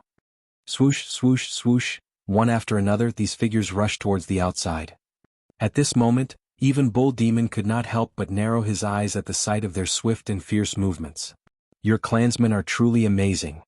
Praising with emotions, Bull Demon shifted his gaze towards the darkness. There, a majestic figure happened to be sitting silently. It was none other than the patriarch of the Chimpanzee clan, the absolute king among the King Kongs, Dark King. He was a terrifying creature not known to outsiders. Even in Misty Mountains, few knew about his existence. More importantly, his strength really lived up to his name because of the fact that his combat strength was no less weaker than Bull Demon, and by some means he could even contend with 4th Order Tier 2 Transcendence. This was Dark King standing firmly at the peak of 3rd Order Tier 2 just below Nine Tails, Snake Queen, Sarcosuchus and the likes. The reason why Dark King, or rather the entire Chimpanzee clan, was so powerful was due to their status as the strongest clan of Misty Mountains, which allowed them to enjoy a massive amount of resources. More importantly, the Chimpanzee clan had an almost obsessive quest for power. Apart from constructing the underground city where they never even saw the sunlight all year around, everything they did was for cultivation. Even building the city became a part of their cultivation. They moved massive stones to temper their bodies, they ran for long distance to hone their stamina. They drank water from the spirit pond and ate the flesh of transcendence. As for sleeping, they slept on the Spirit Stone Plaza, which was built using Earth Attribute Spirit Stones. With decent innate talent, abundant resources, and such a dedicated spirit for cultivation, it would be strange if they were not powerful. All of this was made possible thanks to the leadership of their patriarch, Dark King. Only because Dark King was a true cultivation maniac. Gulp, gulp, heartily drinking the spirit wine, Dark King grinned and generously praised, "These little bunnies have been training for so long, it's time for them to see some blood." Saying so, Dark King slowly stood up, causing the ground to quake. Immediately after, a massive figure resembling a hill came into view. With a height of over 30 meters, his coat that once used to be black had turned a deep dark shade of red. This was Dark King. In Yu Ziyu's own word, had he known that Dark King's fur would turn red, he would have named him Red King. Master has been immersed in cultivation for quite a while, hasn't he? It's been half a month. Replying, Bull Demon raised his gaze, looking at the imposing figure. While he had seen him multiple times, every time he laid eyes on Dark King's massive figure, Bull Demon could not help but narrow his eyes. He appeared no different than the monster from the movie Rampage. At this moment, as Dark King slowly turned around and started walking towards the darkness, his massive figure slightly paused as if remembering something. He then stated, "Old Bull, when Master wakes up, let's go out and take a walk." Sure, Bull Demon accepted the invitation with a smile. It had been on his mind for a long time, but he always found himself preoccupied with trivial matters. Sarcosuchus oversaw the outskirts of Misty Mountains and he oversaw the inner region. As for Elder Sister and the 2 guardians, they protected Master. When Master wakes up from seclusion, I'll have nothing to do. I should go out and explore for my final tempering. Elder sister has already broken through. I also need to search for an opportunity to break through. Thinking this, Bull Demon thoughtfully touched his crescent horns. For some reason he had a feeling that they would play a crucial role in his breakthrough. Just as misty mountains began to reveal their fangs to the outside world, unbeknownst to everyone, in a corner of the deepest part of the sea. Boom, accompanied by a terrifying roar, a white pillar of light rose from the deepest part of the sea. However, at this moment, if one were to look in the direction of the rising white pillar of light, they would definitely catch sight of 7 strange figures standing around the white pillar of light. We're the Sea Beast clan, we will defend the glory of the Sea clan. A monstrous creature covered in spikes, with a staggering length of over a kilometer, opened its mouth filled with sharp fangs and declared in a deep and resonant voice. However, if one looked closely, they would definitely notice its eyes filled with brutality and cruelty. If it were not for a chain as thick as a thigh locking its neck, it would certainly not mind revealing its fierce nature to the surroundings. At this moment, another petite figure spoke, looking at this ferocious monster with a frown. We're the Mare people, we will sing the brilliance of the Sea clan. Speaking in a cold yet sweet voice, this humanoid figure actually began to wave its pink tail. Mare people are also known as mermaids. However, no one would have expected them to be living at such depths. However, it did not end here. Just as the voice of the Mare people fell, several more voices rang out in succession. We're the Twin clan. We're the Flood Dragon clan. One after another, voices, as if swearing, echoed deep in the sea, followed by an inexplicable surge of power. Immediately after, with these 7 figures at the center, the pillar of light became even more brilliant. Faintly, waves after waves of invisible fluctuations undulated in all directions of the sea. Suddenly, a sigh reverberated, causing the entire sea to tremble. As the 7 figures slowly raised their heads, they found themselves shadowed by an inexplicably massive figure. It was so large that it resembled an island. More importantly, an unexplainable loneliness was emanating from it. Ruhar. Suddenly, a long and lonely roar echoed through the sea, whereupon the 7 figures bowed in unison. Greetings, wise one. Their greetings did not receive any response, just an even longer roar. After a long time, an extremely ancient voice faintly echoed in the depths of the sea. I don't have much time left. Prepare to declare war. I hope that before I close my eyes, I can witness the glory of the Sea clan spreading to every corner of the sea, and even reaching every inch of the continent. Evolution begins with a big tree. Chapter 435, Zhongfeng. Dark Council. Declare war. A very unfamiliar and frightening term nonetheless, it had its reasons for doing so. It had spared no efforts to unite the forces of the seas and guide the 7 clans in advance, which ultimately led to its life coming to an end. Moreover, the most helpless part was that while leading the Sea Beast clan among the 7 sea clans, some unexpected error had occurred, which resulted in devolution. A rather pitiful form of evolution. Even though the patriarch of the Sea Beast clan had terrifying combat power, his intelligence was pitifully low. In other words, the entire Sea Beast clan had turned into primitive creatures with low intelligence and a brutal nature, that lived by preying on other species. However, primitive as they were, their potential had been tapped. Their fearsome size, coupled with their inherently brutal nature, endowed their clan with formidable combat power. Considering their formidable combat power, the sage of the Sea clan, after much deliberation, chose to keep them. Now, like a pet, the patriarch of the Sea Beast clan was kept by the sage's side. As for the other clans, although their population was extremely sparse, they had become a force to reckon with. Moreover, most of the mutant sea creatures were intrepid and strong. It believed that the strength of the 7 patriarchs would be enough to lead the rest. In other words, it was time to launch a war. Next time after I open my eyes again, this world will completely belong to the ocean. Muttering in its heart, the sea prophet, also known as the Wise One, a mutant blue whale, slowly closed its eyes and chose to enter final hibernation. It was exhausted, so exhausted that it did not want to open its eyes. At this moment, looking at the slowly sinking figure into the depths of the ocean, the 6 figures around the pillar of light all nodded slightly. Make the final preparations. Saying this, a figure holding a chain led patriarch of the Sea Beast clan towards a certain direction. Yes. With a rare touch of respect, the rest of the figures slightly nodded their acknowledgement. However, what no one knew was, after the return of these 7 sea kings to their respective sea areas, a war that would affect the entire world was about to erupt. And at the same moment, in a corner of China. "Are you sure you want to join the Dark Council?" a young man with long silver hair and pale skin asked once again, the corner of lips drawing a curve. "Yes," repeatedly nodded a cold-faced young man with sharp features. Had there been a Chinese superhuman here, he or she would have definitely gasped in shock. Because this young man was actually an extremely notorious wanted criminal in China, Zhang Feng. In the past, with a sword in hand, he had massacred an entire clan solely for revenge. Whatever may be the reason, murder was a crime, especially such a widespread massacre.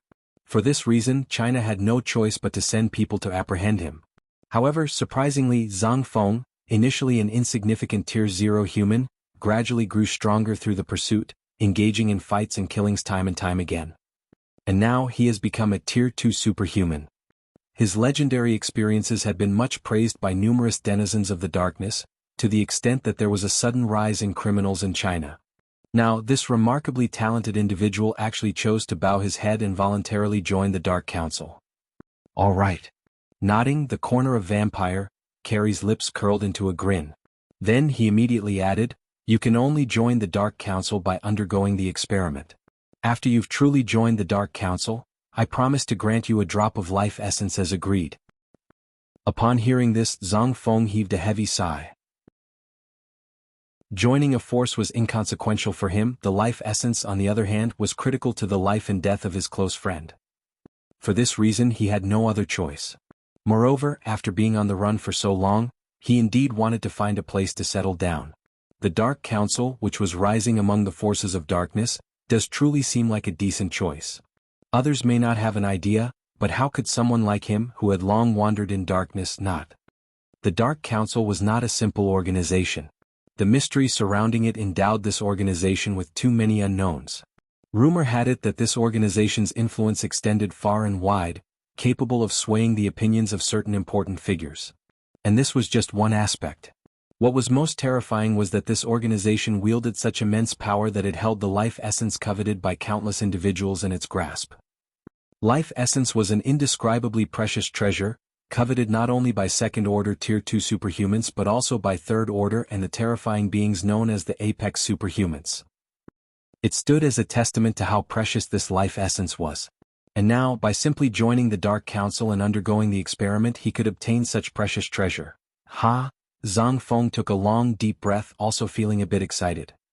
Even though he knew the experiment was extremely dangerous, he did not hesitate because he had tread through mountains of corpses and seas of blood. For him it was just another trip, nothing more, nothing less. With this in mind, Zhang Feng slowly raised his gaze and looked in a certain direction. There, several figures dressed in white lab coats were waiting silently. Not long after, watching Zhang Feng's back as he entered the laboratory, a seductive figure with curves in all the right places slowly emerged from the darkness. However, what was surprising about this figure was she happened to have cat-like ears and 2 purple tails attached behind it. Nikomata, one of the few Tier 2 otherkins. She was also the otherkin in charge of the modification. This is the first time we're modifying a Tier 2 superhuman, isn't it? Are you confident?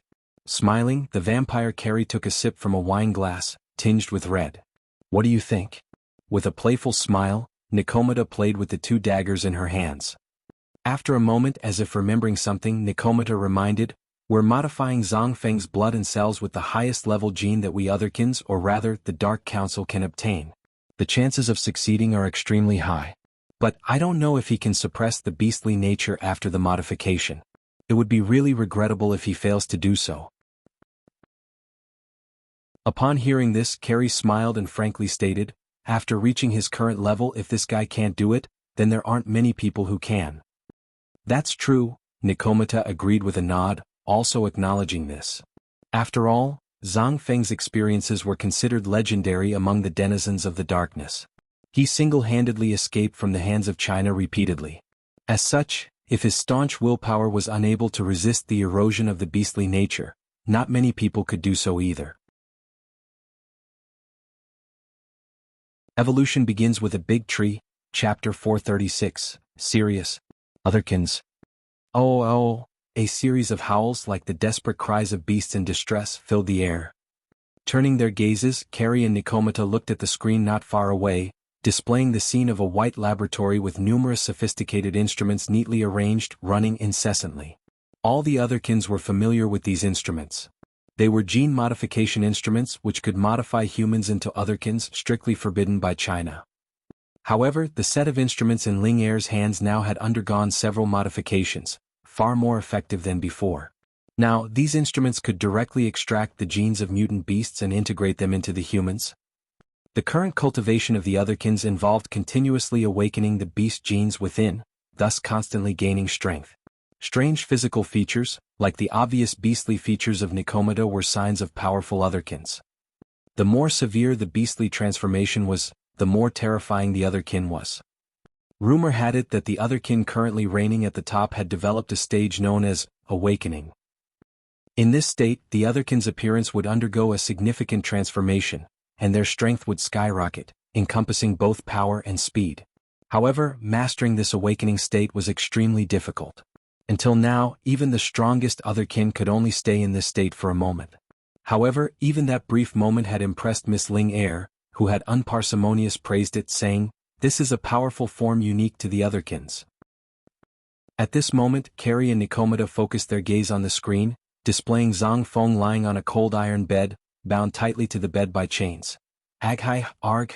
Biting his teeth tightly, Zhang Feng's expression became fiercer and more terrifying. Occasionally he let out a pitiful howl. However, upon closer inspection, veins bulged on Zhang Feng's face, as white hair not belonging to a human began to grow from his skin. Even more terrifyingly, long fangs emerged at the corner of his mouth. However, this was only the beginning. Zzz, amidst the sharp and grating noise of friction, sharp claws began to grow from Zhang Feng's hands. Well? Watching Zhang Feng's increasingly horrifying transformation on the screen, Carrie's frown deepened. Just what kind of mutant beast's blood are you using on him? Carrie was a bit perplexed and a whole lot shaken. Even Zhang Feng, a tier 2 superhuman, failed to suppress his beastly nature, and continued to animalize. It was enough to tell how terrifying the beast gene was. After all, for ordinary people, even the slightest transformation after gene modification was deemed remarkable. This was one of the reasons why the otherkins were growing increasingly formidable. Compared to the past flamboyance, the current otherkins displayed more severe animalization as they grew stronger. In other words, weak otherkins were no different from humans. It was precisely because of this reason that weak otherkins could live incognito among humans. Of course, these weak otherkins would also display a certain degree of beastly features under strong stimulation. It was also the primary method used by the Chinese government to locate otherkins. Nikomata took a long, deep breath as a complex expression appeared on her face. However, after a moment of hesitation, Nikomata gritted her teeth and straightforwardly replied, "It was accidentally auctioned off at an underground auction. However, according to our research, it might be the blood essence of an extraordinary mutant beast." At this point, Nikomata speculated, "If my guess is right, it might be left by those two terrifying mutant white wolves of the Great Prairie." Mutant white wolves. Muttering to himself, Carrie could not help but recall the recent incidents of the Great Prairie. At night, many humans in the Great Prairie witnessed two fearsome mutant beasts engaged in a heated battle. One of them was an enormous white wolf with a crescent moon mark on its forehead. This giant wolf was called Sirius by the humans and was hailed as the ruler of the Great Grassland, alongside the blood-colored wolf discovered earlier. Contemplating this, Carrie fixed a deep gaze on the figure on the screen and remarked, "If this genetic material truly belongs to Sirius, he is quite fortunate. But that would depend whether he can survive it or not." Saying so, Nikomata once again focused her gaze on the screen. After some unknown time, with a click, a large door slowly opened. Tap, tap, tap, accompanied by heavy footsteps, a figure with silver-white hair entered the sight of many figures. However, just at this moment, a crisp sound made everyone astonished as they noticed cracks appeared on the ground beneath the silver-white short-haired figure's feet, as if unable to withstand his weight. Gulp, gulping nervously, an otherkin who had been waiting at the door respectfully handed out a long sword, stating, "Sir, this is your saber." Saber.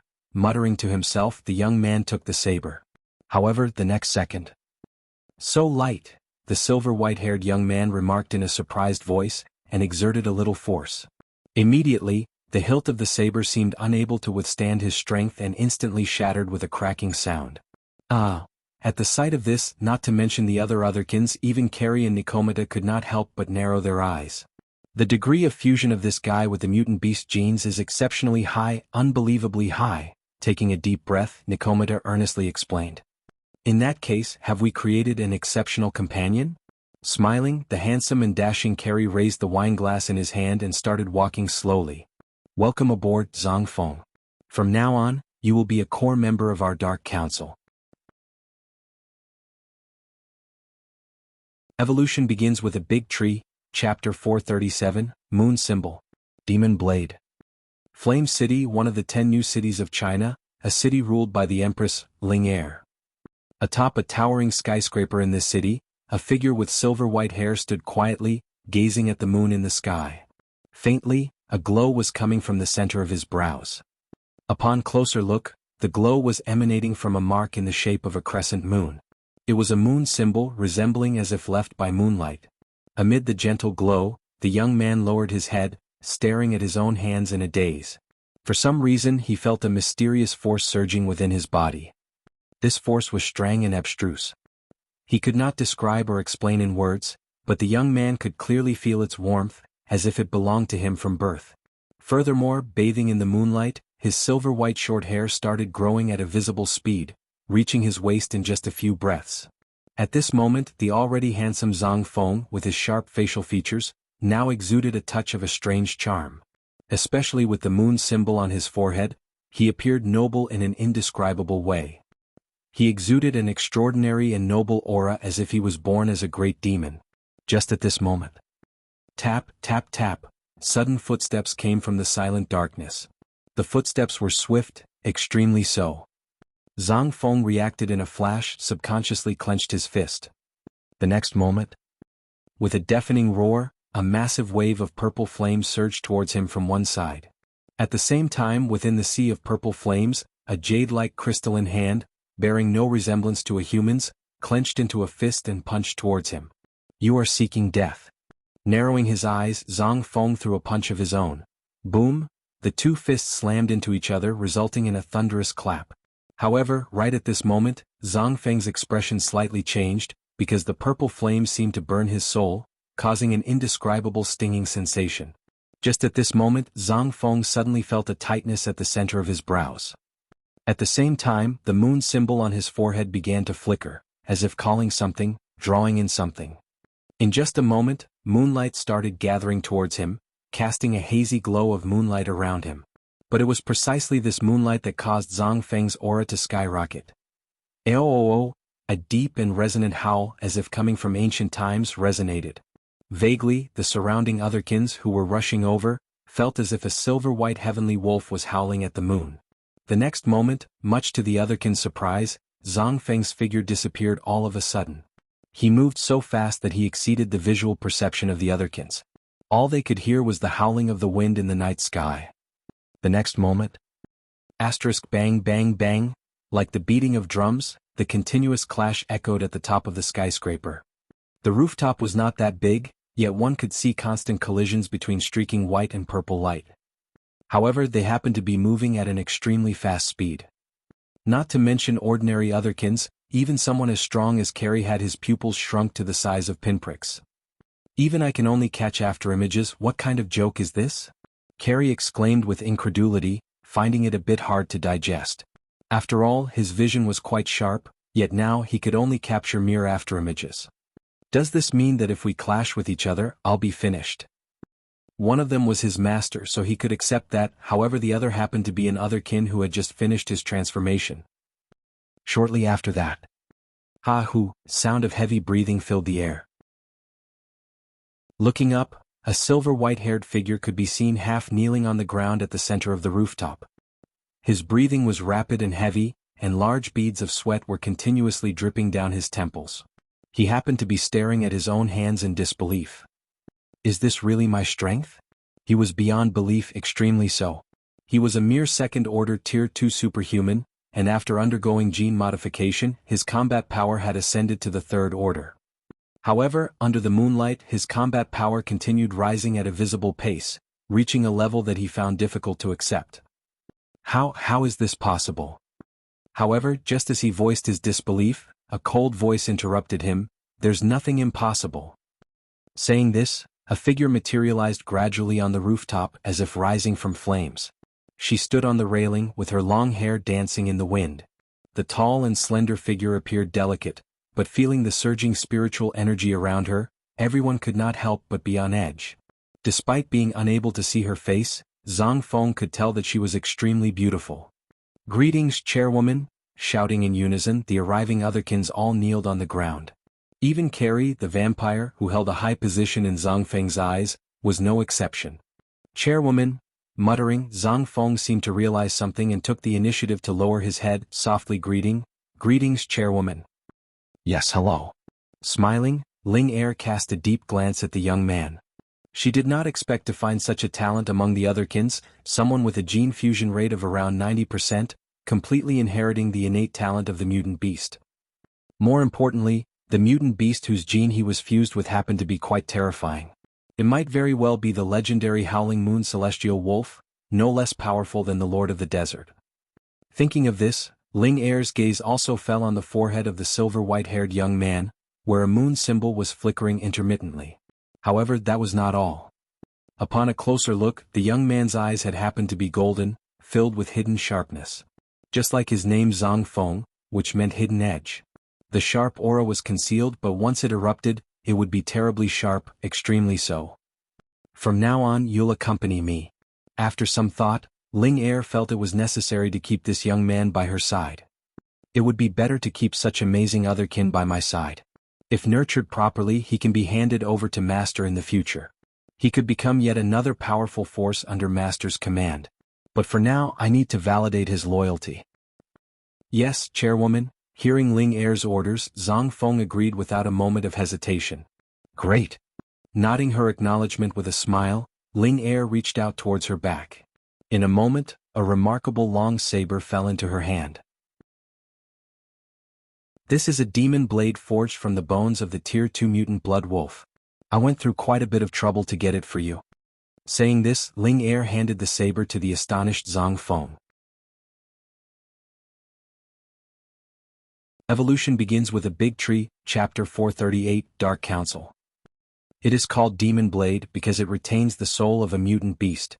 Not only is it extremely bizarre but also extremely fierce. Listening to the faint voice, Zhang Feng received the long saber. However, the very moment he grabbed the hilt, he felt as if an enormous blood-red wolf fiercely pouncing at him. At the same time, a layer of blood mist rose from the hilt, slowly creeping towards Zhang Feng.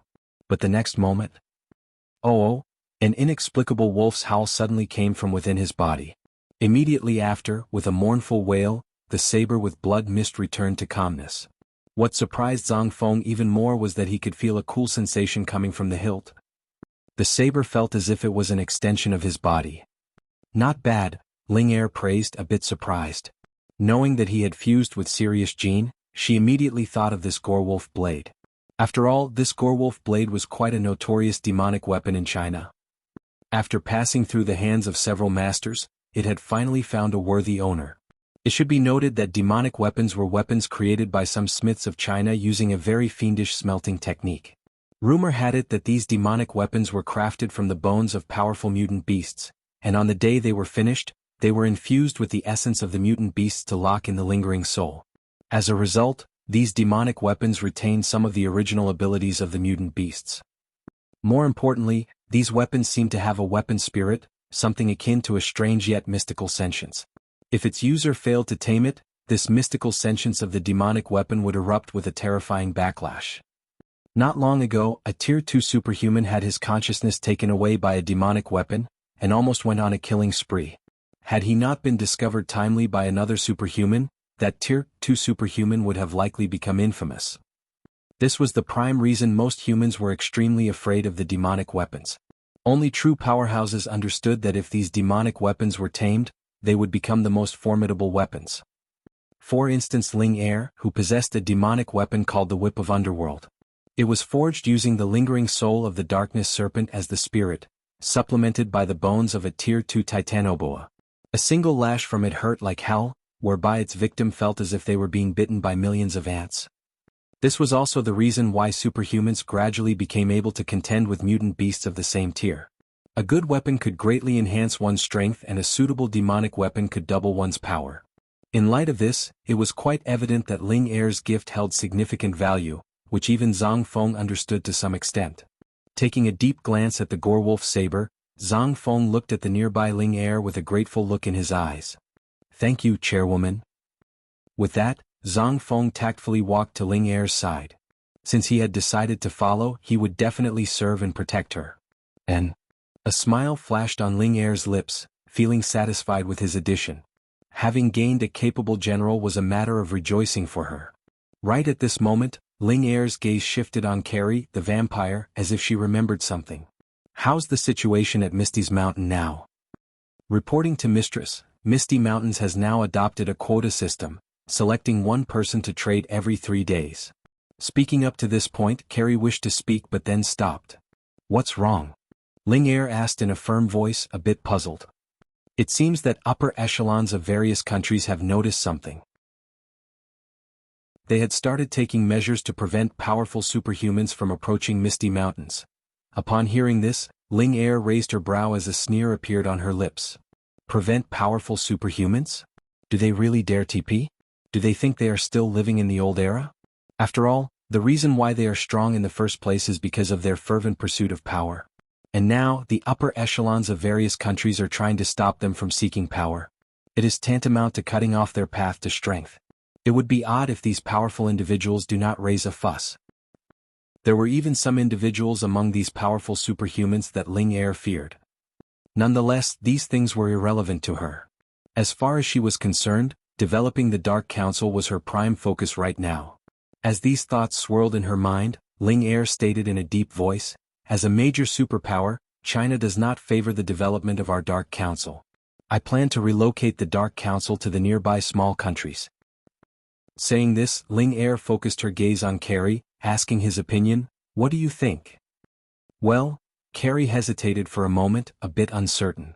And right at that very moment, Ling Er added, "With the current strength of our Dark Council, we won't be able to make much of a splash in China. However, if we become a dominant force in nearby countries, and then use our strength to continuously expand and modify other superhumans at the same time, I believe that within half a year, the size of our Dark Council will grow exponentially." After calmly listening to her, not only did Carrie's eyes start flickering, but even the nearby Zhang Feng's pupils contract slightly. Right at that very moment, as if having thought of something, the nearby Zhang Feng suddenly inquired, "Mistress, does genetic modification like mine require resources and other things?" "But of course."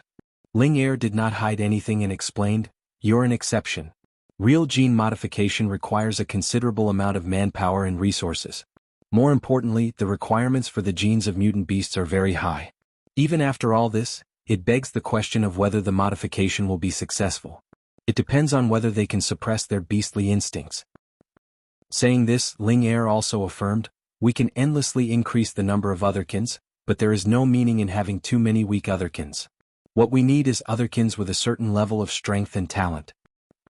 "Understood." Zhang Feng fell into a long silence, contemplating.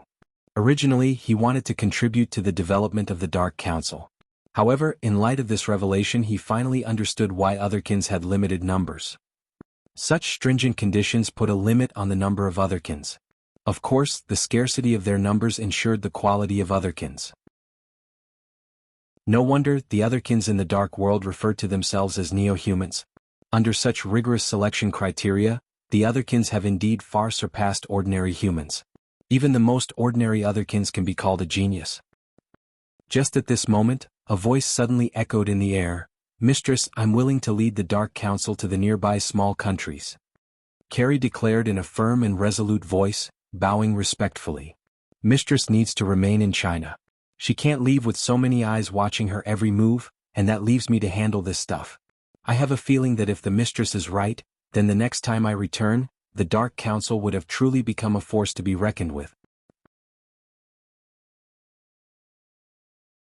Evolution begins with a big tree, Chapter 439, The Four Teachers of Misty Mountains. In the blink of an eye, more than half a month had passed. On this night, in North Canyon at the heart of Misty Mountains, crack a bolt of lightning streaked through the air, illuminating the pitch-black canyon, revealing an enormous tree reaching into the vast sky. Exhaling a long, deep breath, Wuxia opened his eyes for the first time after this long period of cultivation. The lightning streaking around him had already become scarce and dimmer. If it were not for the silver-blue color of his body and the terrifying energy surging deep within him, Wuxia would have suspected that all of it was a dream. How long have I been cultivating? A faint voice echoed in the night sky, eliciting countless terrifying entities to slowly open their eyes. A month and a half, replying, 9 tails befittingly appeared before Wuxia, her gigantic 4 tails churning the night sky. In the pitch-black night, 9 tails figure was exuding an extra sense of mystery. Her aura happened to be far more terrifying than before. Faintly, her cultivation had stabilized at Tier 3. And Wuxia nodded, understanding everything. 1 month and a half might not have been long, but it was not short either. For 9 tails, it was long enough for her to stabilize her cultivation. As for Wuxia, it was as short as a nap. More importantly, he needed to immerse himself in cultivation for an even longer period. Thinking of this, Wuxia was a bit excited. The more challenging it was to break through to Tier 4, the more eager and excited he became. I guess it's about time I devour the lightning spirit grass. Thinking this, Wuxia focused his gaze toward the center of the spirit pond. There, a blue grass with intermittent electric arcs streaking around it caught his eyes. The lightning spirit grass was not that tall, just about half a meter tall. Be that as it may, it was the most concentrated agglomeration of the lightning element. Looking at it, almost half of the spirit pond was sparkling with lightning because of it. Not far from the lightning spirit grass was a giant purplish-black egg, seemingly breathing in and out, as black lightning arcs wantonly spread from it. This little one is about to be born. Smiling, Wuxia flicked one of his branches. Whoosh, followed by a sound akin to a piece of cloth ripping, the lightning spirit grass split into 2. Just half of the lightning spirit grass was enough for Wuxia, and the remaining half he had left for the young wyvern. Wuxia's branch twirled around one half of the lightning spirit grass and put it beside the wyvern egg. At this moment, as if sensing Wuxia's intention, Ruhar, a pleasantly surprised dragon's roar echoed through the night sky. Although it sounded immature, it carried a considerable majesty. So much so that mutant beasts like 9 tails could not help but glance over. Dragon's prestige was no joke. Even if it was immature, the innate pressure of being born at the top of the food chain still caused many mutant beasts to feel their heart tighten. However, just at that moment, skitter, skitter, a strange sound suddenly came from a giant tree nearby.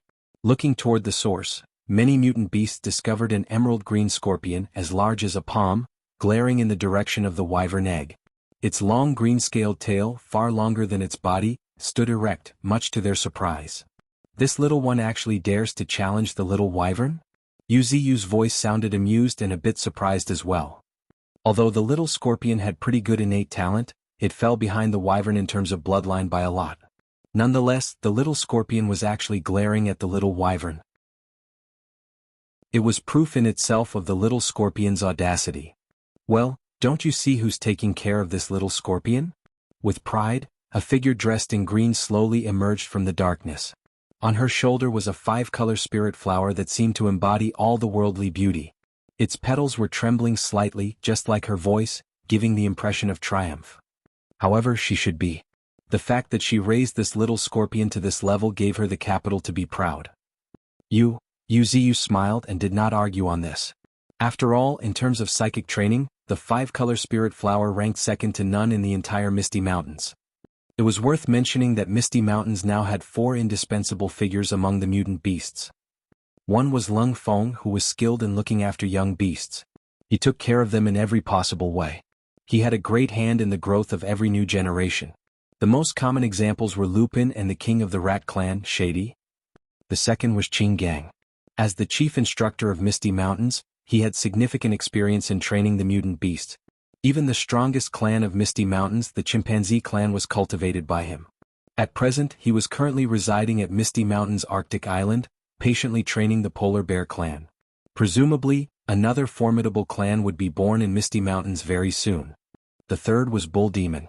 Proficient in gravitational force, he would construct a gravity field as a part of his daily training. In the field, gravity would gradually increase as one moved closer to the center. It was the best training ground for tempering one's body. Every mutant beast possessed a robust body and sharp claws and fangs. Thanks to Bull Demon, the physical strength of mutant beasts of Misty Mountains was generally 10 to 20% higher than that of the mutant beasts living outside. Moreover, there were also the Spirit Pond and Spirit Lake, the waters of which were like spirit essence, providing significant aid in recovery. In short, as long as mutant beasts trained in Bull Demon's gravity field for an extended period of time and they timely healed their bodies using the spirit essence, those mutant beasts would definitely possess far greater physical strength. Some a rowdy bunch even privately organized a ranking, based on who could walk the farthest in Bull Demon's gravity field among those of the same tier. It was one of the few ranking systems for the new generation of Misty Mountains. The last figure that could not be ignored was naturally the 5-color spirit flower, Aurora. Proficient in psychic manipulation, she had unique insight and mental training. Apart from the 6 knights who often sought her help, other mutant beasts also more or less troubled Aurora. Lung Feng, Qing Gang, Bull Demon, Aurora. Muttering, Yuziyu's eyes flickered incessantly. Thanks to these 4, the starting point for mutant beasts of Misty Mountains was considerably higher than that of the ones living in the outside world. It might not be obvious now, the difference would become evident in the future, when the new generation forces like Little Wyvern and the Little Scorpion had grown up. Effort does pay off, however. Some individuals were born already standing at someone else's finish line. The young generation of Misty Mountains was like that. Furthermore, they already possessed impressive innate talent from the get-go. As such, they would only grow stronger and stronger with every step. You could already picture each mutant beast emerging from Misty Mountains, shaking the world and gaining fame no less than Misty Mountains. As these thoughts flashed in his mind, Yuziyu felt a bit gratified. All these years of nurturing have finally paid off. Now, I no longer need to worry about the growth of the new generation. Thanks to these 4, all I have to do is wait, and the new generation will be fully matured one by one. Ashish will be using Aurora for the 5-color spirit flower as a name, finding it a bit odd to address her without a name. Sullivan, do note that this is a name we injected, not something the original author wrote. Evolution begins with a big tree, Chapter 440, Innate Talent. Lightning? At this moment, Yuziyu narrowed his eyes slightly as his gaze fell on the other half of the lightning spirit grass. Lightning spirit grass. Muttering, Yuziyu's eyes flickered incessantly. This was a companion spirit herb to the lightning attribute spirit stone mine, just like the blood vine. However, unlike the blood vine, the lightning spirit grass had not yet developed sentience, which was a bit regretful. Even so, the innate talent of the lightning spirit grass could not be underestimated. Innate talent, gathering lightning, it can gather a large amount of lightning attribute spiritual energy with oneself as the center, transforming the surrounding area into a world of lightning. It was quite an extraordinary innate talent. Unfortunately, lightning spirit grass had not gained sentience. So, even if it possessed the innate talent, it would not be able to use it. Heaven has bestowed it upon you. If you don't take it, then I'll have to take it from you. Smiling, Yuziyu's branch around the lightning spirit grass tightened around it. The next moment, a crisp sound echoed as the lightning spirit grass in Yuziyu's branch shattered into pieces. Immediately after, in Yuziyu's expectant gaze, the shattered half of the lightning spirit grass diffused into streams of blue energy. Gulp, gulp, as Yuziyu inhaled and exhaled, Yuziyu's entire branch surged with blue lightning. Looking up, the willow branch resembled a mystical chain of lightning descending straight from the depths of the night sky, connecting the sky and the earth. At the same time, Yuziyu felt a violent energy surging into his body. Lightning was the most violent force in nature, even more so than flames. Now Yuziyu's consciousness was in a dark place, where countless bolts of lightning were streaking around each other, forming a bright and complex imprint of lightning. Innate talent, gathering lightning. Muttering to himself, Yuziyu smiled in his heart. This was what he wanted. From the moment he saw the lightning spirit grass, he had set his sights on this innate talent. Absorbing lightning attribute spirit stone could not compare to absorbing the lightning straight from nature. It was more pure and refreshing. However, at the beginning, even Yuziyu could not immediately adapt to the violent nature of natural lightning. For this reason he had to use lightning attribute spirit stone to gradually acclimate his body to lightning energy. Now, after a month and a half, Wuxia felt that most of his body had transformed into the lightning body, and it was about to steal this innate talent.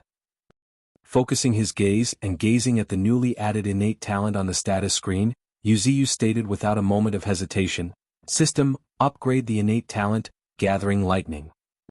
As soon as Wuxia requested, a cold synthesized electronic voice rang in his ear. "Are you sure you want to consume 3,000 evolution points to upgrade the innate talent, gathering lightning to level 2? "Yes." Nodding, Wuxia affirmed, "Directly upgrade it to level 4. As soon as his words fell, Wuxia's evolution points flowed away like water. At the same time, an inexplicable energy surged from the depths of his body. Innate talent, Mastery of Lightning, level 4. As a branch of elemental energy, the host can freely control the violent lightning element for defense, attack, or even shape his own attack to his own will. Wuxia was not surprised at all as he thoroughly went through the introduction of the innate talent, Mastery of Lightning. Compared to merely gathering the lightning element at level 1, it was now possible to freely manipulate the lightning element, which clearly marked a qualitative change. However, in comparison to controlling lightning, Wuxia was more concerned about drawing lightning. Only the induction of lightning could provide better assistance in his cultivation. Although he had channeled the lightning in nature before, it was ultimately the mutual attraction of lightning element. Wuxia did not really absorb much. However, things were different now. Thanks to this innate talent, he could possibly draw a large amount of lightning from nature. However, if he did so, the disturbance caused by Wuxia's cultivation would undoubtedly be several times bigger, even tens of times bigger, and might even affect the entire Misty Mountains. Thinking this, Wuxia lowered his gaze, looking towards the mutant beasts on the ground, each of whom was gazing at him with a fervent gaze. Finally, Wuxia's gaze rested on Nine Tails, who was standing at the forefront. "Nine Tails, lead everyone away from here." Nine Tails was a bit confused, but she did not refuse. "Yip!" A long scream shook the sky, making many mutant beasts tremble slightly. Immediately after, as if having received some kind of instruction, countless mutant beasts backed away in all directions like a tide. Even the usually quiet white crane, who often stayed alone, spread its wings and left the spirit pond. "Good." Wuxia nodded his acknowledgement, looking at the mutant beasts dispersing in all directions, satisfied. In the early stages of cultivation he still had some level of control. However, Wuxia could not guarantee that when his cultivation reached the end stage, or when his consciousness was completely immersed in the depths of his body, he could control it. After all, drawing lightning from the sky was no small matter. Lightning like this, even just a common strike, was enough to severely injure or even kill a Tier 1 mutant beast. For this reason Wuxia had to be cautious. Wuxia took a deep breath as his spiritual energy started surging. Boom, boom, boom. Suddenly, a loud and deafening rumble shook the night sky. In the next moment, under the astonished gazes of countless mutant beasts, the night sky, where a few stars were still visible, suddenly turned darker. Looking up, the pitch-black sky seemed to be pressing down, giving a sense of indescribable oppression. At this moment, countless dark clouds had gathered above Wuxia's head. Crack, crack, crack. Accompanied by one lightning strike after another, more than half of Misty Mountains shook. The thunderous strike far surpassed anything in the past, leaving the ears of many mutant beasts numb and ringing. However, this was only the beginning. Because in the next moment, crack. With another thunderous clap, a zigzagging bolt of lightning suddenly plunged from the night sky, and following that, more lightning bolts struck down in succession. These lightnings seemed to be clashing against the darkness of the night, rampaging freely. In just a moment, the entire North Canyon looked like a scene straight from Doomsday. Flashes of lightning and deafening claps of thunder filled the sky.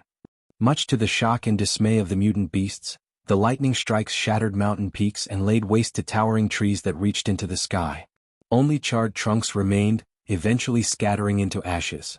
Only that one tree that was so tall it obscured the moon and disappeared into the dark clouds, became even more radiant under the lightning and thunder. Evolution begins with a big tree, Chapter 441, Lightning Refinement. The possibility of the dragon. "Master, what's this?"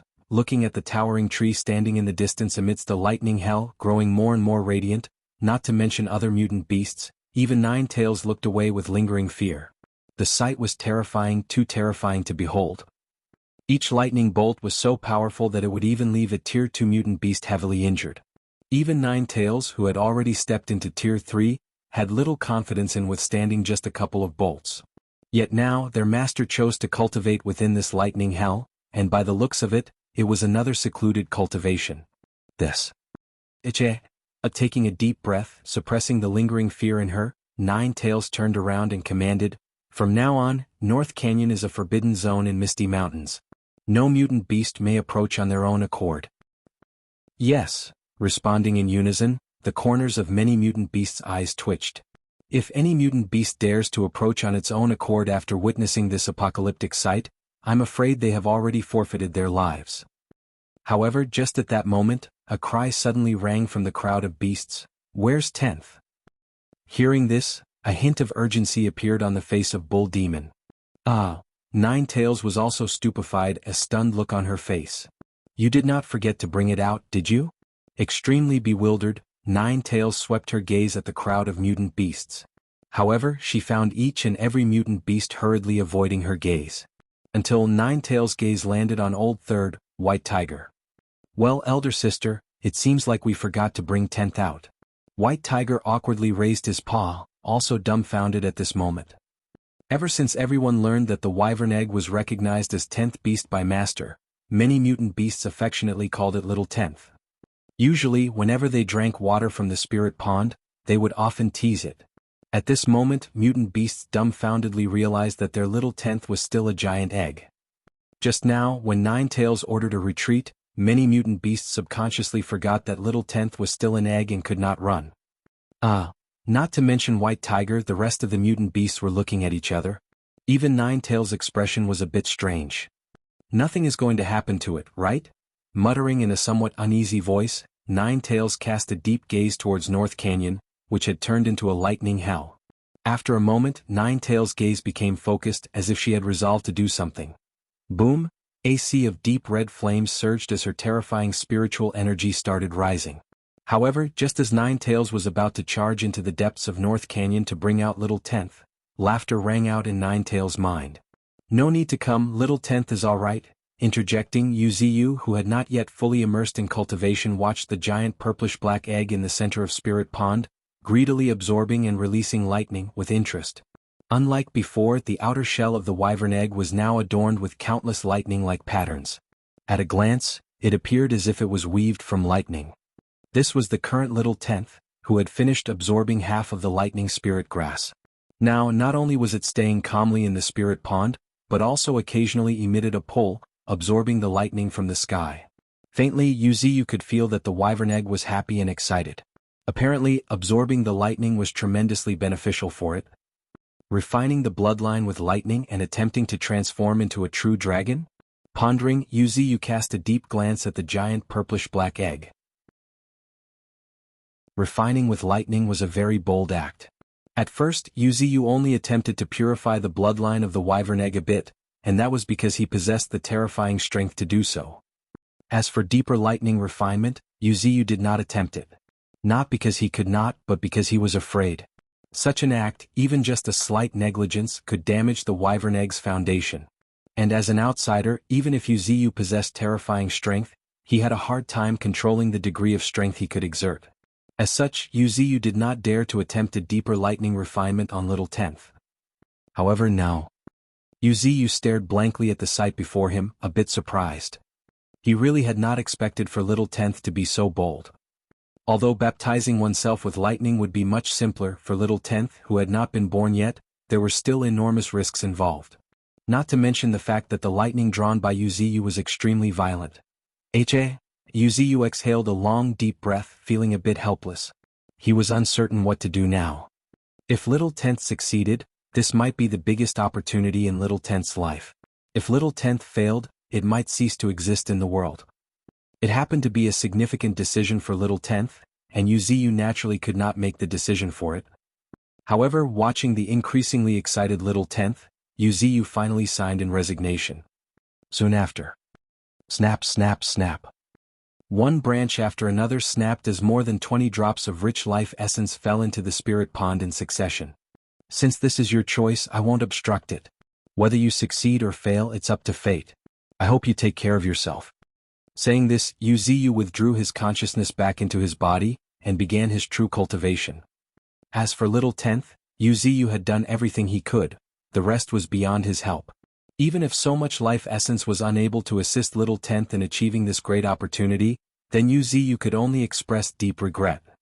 However, what Wuxia was unaware of was that shortly after his consciousness withdrew into his tree body, Ruhar, Ruhar, a series of immature dragons' roars echoed from the spirit pond. Looking towards the source, one would discover that the black shade of the purplish-black wyvern egg was gradually fading, leaving only a unique shade of purple. Even the lightning patterns all over it became clearer and more defined. Thank you, Master, an immature dragon's roar with a very clear thought echoed in the air. Evolution begins with a big tree, Chapter 442 5 Tiger Clan. While Wuxia was completely immersed in cultivation in the eastern part of the continent, there was a hill. This hill, crowned as Green Hill by humans, was believed to be the ancient homeland of the Fox clan. Today, with the resurgence of the spiritual energy, this hill was inhabited by many spirit foxes. Humans, going along with flow, once again bestowed the name Green Hill upon it. At this moment, Yip, a mournful fox's scream with a touch of sadness reverberated through the sky. Looking up, it originated from the top of a mountain where a white fox stood, 3 to 4 meters tall, its fur dancing in the wind, and emitting a surging spiritual energy. At the foot of the mountain underneath it, numerous mutant beasts were fiercely battling. Mutant rats, mutant insects, mutant wild boars. Commonly seen mutant beasts could be found amidst them. They were the various major tribes under the Fox clan. However, faced with the wilder and more ferocious mutant tiger clan, even with the numerical advantage, the Fox clan still fell into a huge disadvantage. Ruhar, a tiger's roar shook the mountains and forests, before a stripped yellow tiger leaped out from the forest. In the air, the yellow tiger swiped its claw and fiercely swung its tail. Its claw sent a Tier 1 mutant wild boar flying more than 10 meters away, while its tail produced a cracking sound as it whipped through a Tier 0 mutant ape, splitting it into two, creating a mist of blood.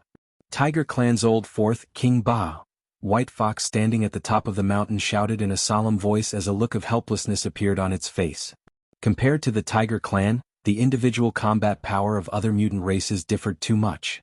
The group attacking them happened to be the most powerful group in the vicinity, the Tiger Clan. Tigers could never be underestimated. They were hailed as the king of beasts and the ruler of the land. Today, with the resurgence of spiritual energy, many outstanding geniuses emerge in the Tiger Clan. One of their kings united various mutant tigers, forming a clan.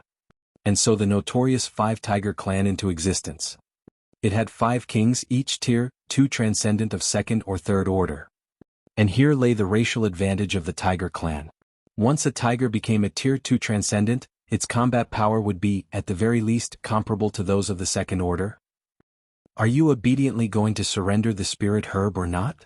Shouting in a fierce voice, the stripped yellow tiger that leaped out of the forest, looked at White Fox on the peak, a hint of murderous intent lingering in its eyes. King Ba, you should understand that the spirit herb is the supreme treasure of our Fox clan. We've guarded it for years, how could we hand it over to you? White Fox replied in a cold voice as its hair stood erect. Faintly, a hurricane seemed to be swirling around it. Humph! The stripped yellow tiger let out a cold snort. Its face turned colder as it shouted, in that case you're seeking death. Just as these words echoed in the forest, the stripped yellow tiger's body shook violently. Immediately after, much to the astonishment of various mutant beasts, the body of the stripped yellow tiger expanded at a visible speed. In just a moment, it had transformed into a 7 to 8 meters tall monster. Blood-red muscles entwined its body, resembling coiling dragon. At a glance, it looked extremely ferocious and terrifying. King Ba possessed the most terrifying ability, muscle transformation, which allowed it to freely control its muscles. Now, relying on these terrifying muscles entwining its body, it significantly enhanced its strength and speed. Of course, the most terrifying improvement was the instantaneous strength. The next moment, a crimson streak cut through the air. Immediately afterward, much to the shock of numerous mutant beasts, the mountain peak where White Fox stood shattered instantly. At the same time, amidst the flying debris, an enormous blood-red tiger raised its paw and ruthlessly smashed it towards White Fox. It was fast, unbelievably so. The gust of winds raised by its swift movements were like a storm, crushing countless rocks into dust and even eliciting a drastic change in White Fox's expression. Right at that moment, as if remembering something, White Fox suddenly spoke in a pleading manner, "Your Excellency, please make a move. Henceforth, we'll respect the ruler of Misty Mountain as our master and follow your lead." As if hearing something ridiculous, the giant blood tiger, King Ba, revealed a disdainful sneer. "I thought you had some cards up your sleeve. It turns out you're calling for reinforcements. Do you think it's going to be useful? I'd like to see who dares to stand against our tiger clan." Just as these words fell, the blood tiger's blood-red spiritual energy swirled around it, gradually gathering around its claw, swirling around it. At the same time, an even more terrifying storm arose. However, right at that very moment, a cold voice suddenly rang in the air, "Tiger Clan?" The murmur was extremely calm and soft. However, just these two words brought a slight change in the blood tiger's expression. Because, at this moment, warning bells started ringing in its mind, feeling a sense of crisis. The sense of danger was so abrupt that it made it pause. However, in a moment, as if realizing what was happening, it fiercely clawed towards the side with its blood-red right claw. Swoosh! Immediately after, a blood-red storm enveloped the right side. But the next moment, boom! A terrifying roar akin to a lightning strike erupted, causing the blood tiger's pupils to fiercely shrink. At the same time, in the astonished gaze of the blood tiger, a large rift suddenly appeared in its blood-red storm as if something had pierced through it. Swoosh! The next moment, a swooshing beam of white light caught the blood tiger's eyes. Just what is this? The muscular blood tiger was a bit astonished, but it reacted at a moment's notice. It fiercely slashed with its right claw. Boom! Accompanied by a thunderous explosion, a formidable shockwave swept through the surroundings. However, in that very instant, the face of the blood tiger, known for its strength, changed drastically, because an indescribable force traveled through its right claw, transmitted to its body. Its right limb trembled, so did its body, albeit a bit. Faintly, there was a slight tingle sensation in its right limb. However, right at this moment, a very tiny golden figure entered the blood tiger's sight. Die! A thunderous shout, akin to a clap of thunder, reverberated as the golden figure fiercely attacked the blood tiger. Boom, boom, boom. Amidst continuous impacts, the blood tiger, without even reacting, was sent soaring into the air like a ball. What was even more astonishing was that terrifying streams of fist energy pierced through the blood tiger's body, continuously shooting towards the sky. For a moment, many mutant beasts could see streams of blood-red energy rising into the sky. At the sight of this, not to mention other mutant beasts, even mutant White Fox's pupils shrank to the size of a needle point. So this is the strength of the mutant beast ranked 5th in Misty Mountains, the Ant King? A bit stunned, White Fox, who had studied various forces, mumbled in a somewhat astonished voice. Evolution begins with a big tree, Chapter 443, The Terror of Prehistoric Behemoths. At this moment, laughter suddenly echoed from behind. Looking back, White Fox unexpectedly discovered a humanoid figure slowly walking over, stepping over dried fallen leaves. The figure happened to be dressed very simply. Just a few green leaves were covering the most important parts of her body. Furthermore, there happened to be numerous blood-colored vines swaying behind her, like blood pythons, bearing their fangs towards the sky. Thorn Queen, greeting in a respectful tone, White Fox decisively lowered its head. To the public, Thorn Queen was a mysterious entity ranked 6th in Misty Mountains. Few people had seen her face, and even White Fox had only heard about her. However, when White Fox truly laid eyes on Thorn Queen, she regretted it. She realized that she was a terrifying entity that had left a sea of blood in her wake. Even now, watching her approach, White Fox felt a strong smell of blood rushing towards her. She slightly held her breath, however. What left her surprised was that this strong and unignorable bloody smell did not smell foul, but instead carried a hint of sweetness. Yet even so, looking at this girl entwined with blood, any mutant beast would shudder, only because blood was still dripping from the blood vines entwining around her. That happened to be the blood of mutant beasts, and it had not dried up until now. Thorn Queen was an extremely bloodthirsty and terrifying existence. In her presence, even White Fox felt a bit frightened. "Your blood must be very delicious," a faint and ghostly voice suddenly rang in White Fox's ear, startling her.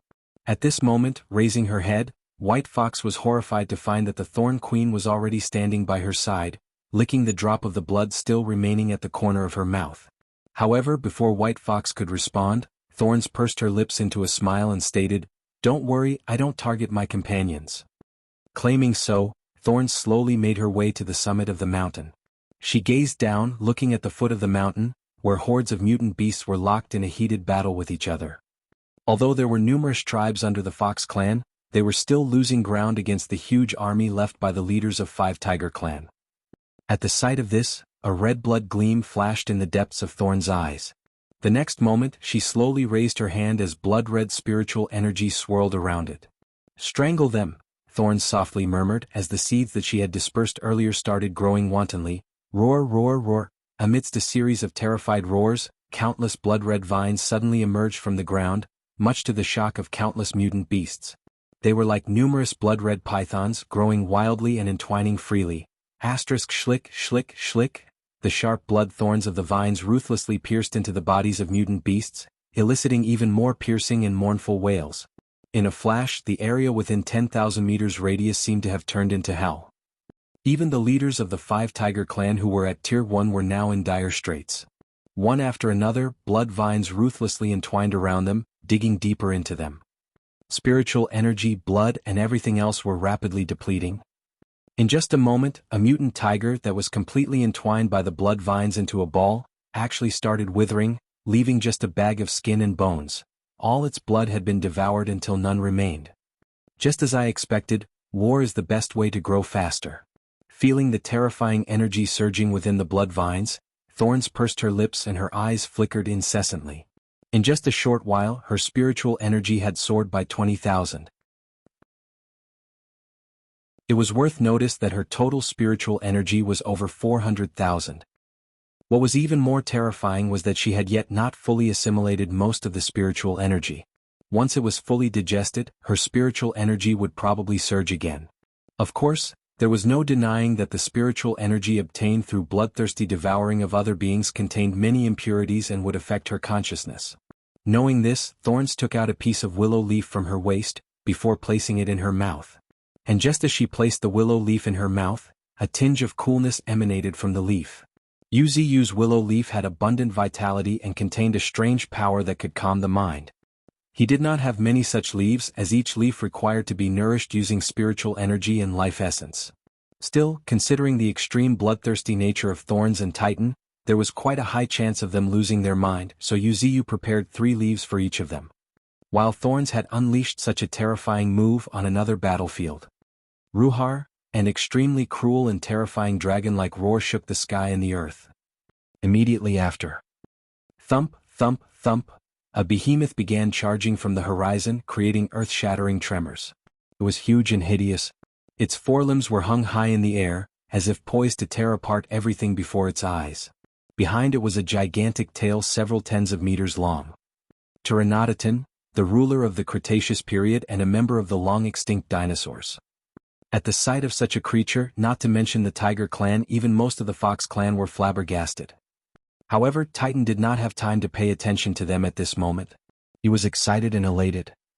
The strong smell of blood had stimulated every cell in his body. Ruhar, Ruhar. Titan roared again and again as he grew more and more excited. After a moment, he fiercely bent his powerful hind legs. Then, with a deafening boom, cracks instantly appeared on the ground as if it could not bear its weight, and using the recoil, Titan's massive body leaped over 100 meters into the air. Over a whopping 100 meters. Mutant beasts that could not fly would find it difficult to comprehend what a fearsome altitude he managed to reach. It was a terrifying altitude that reached the very clouds.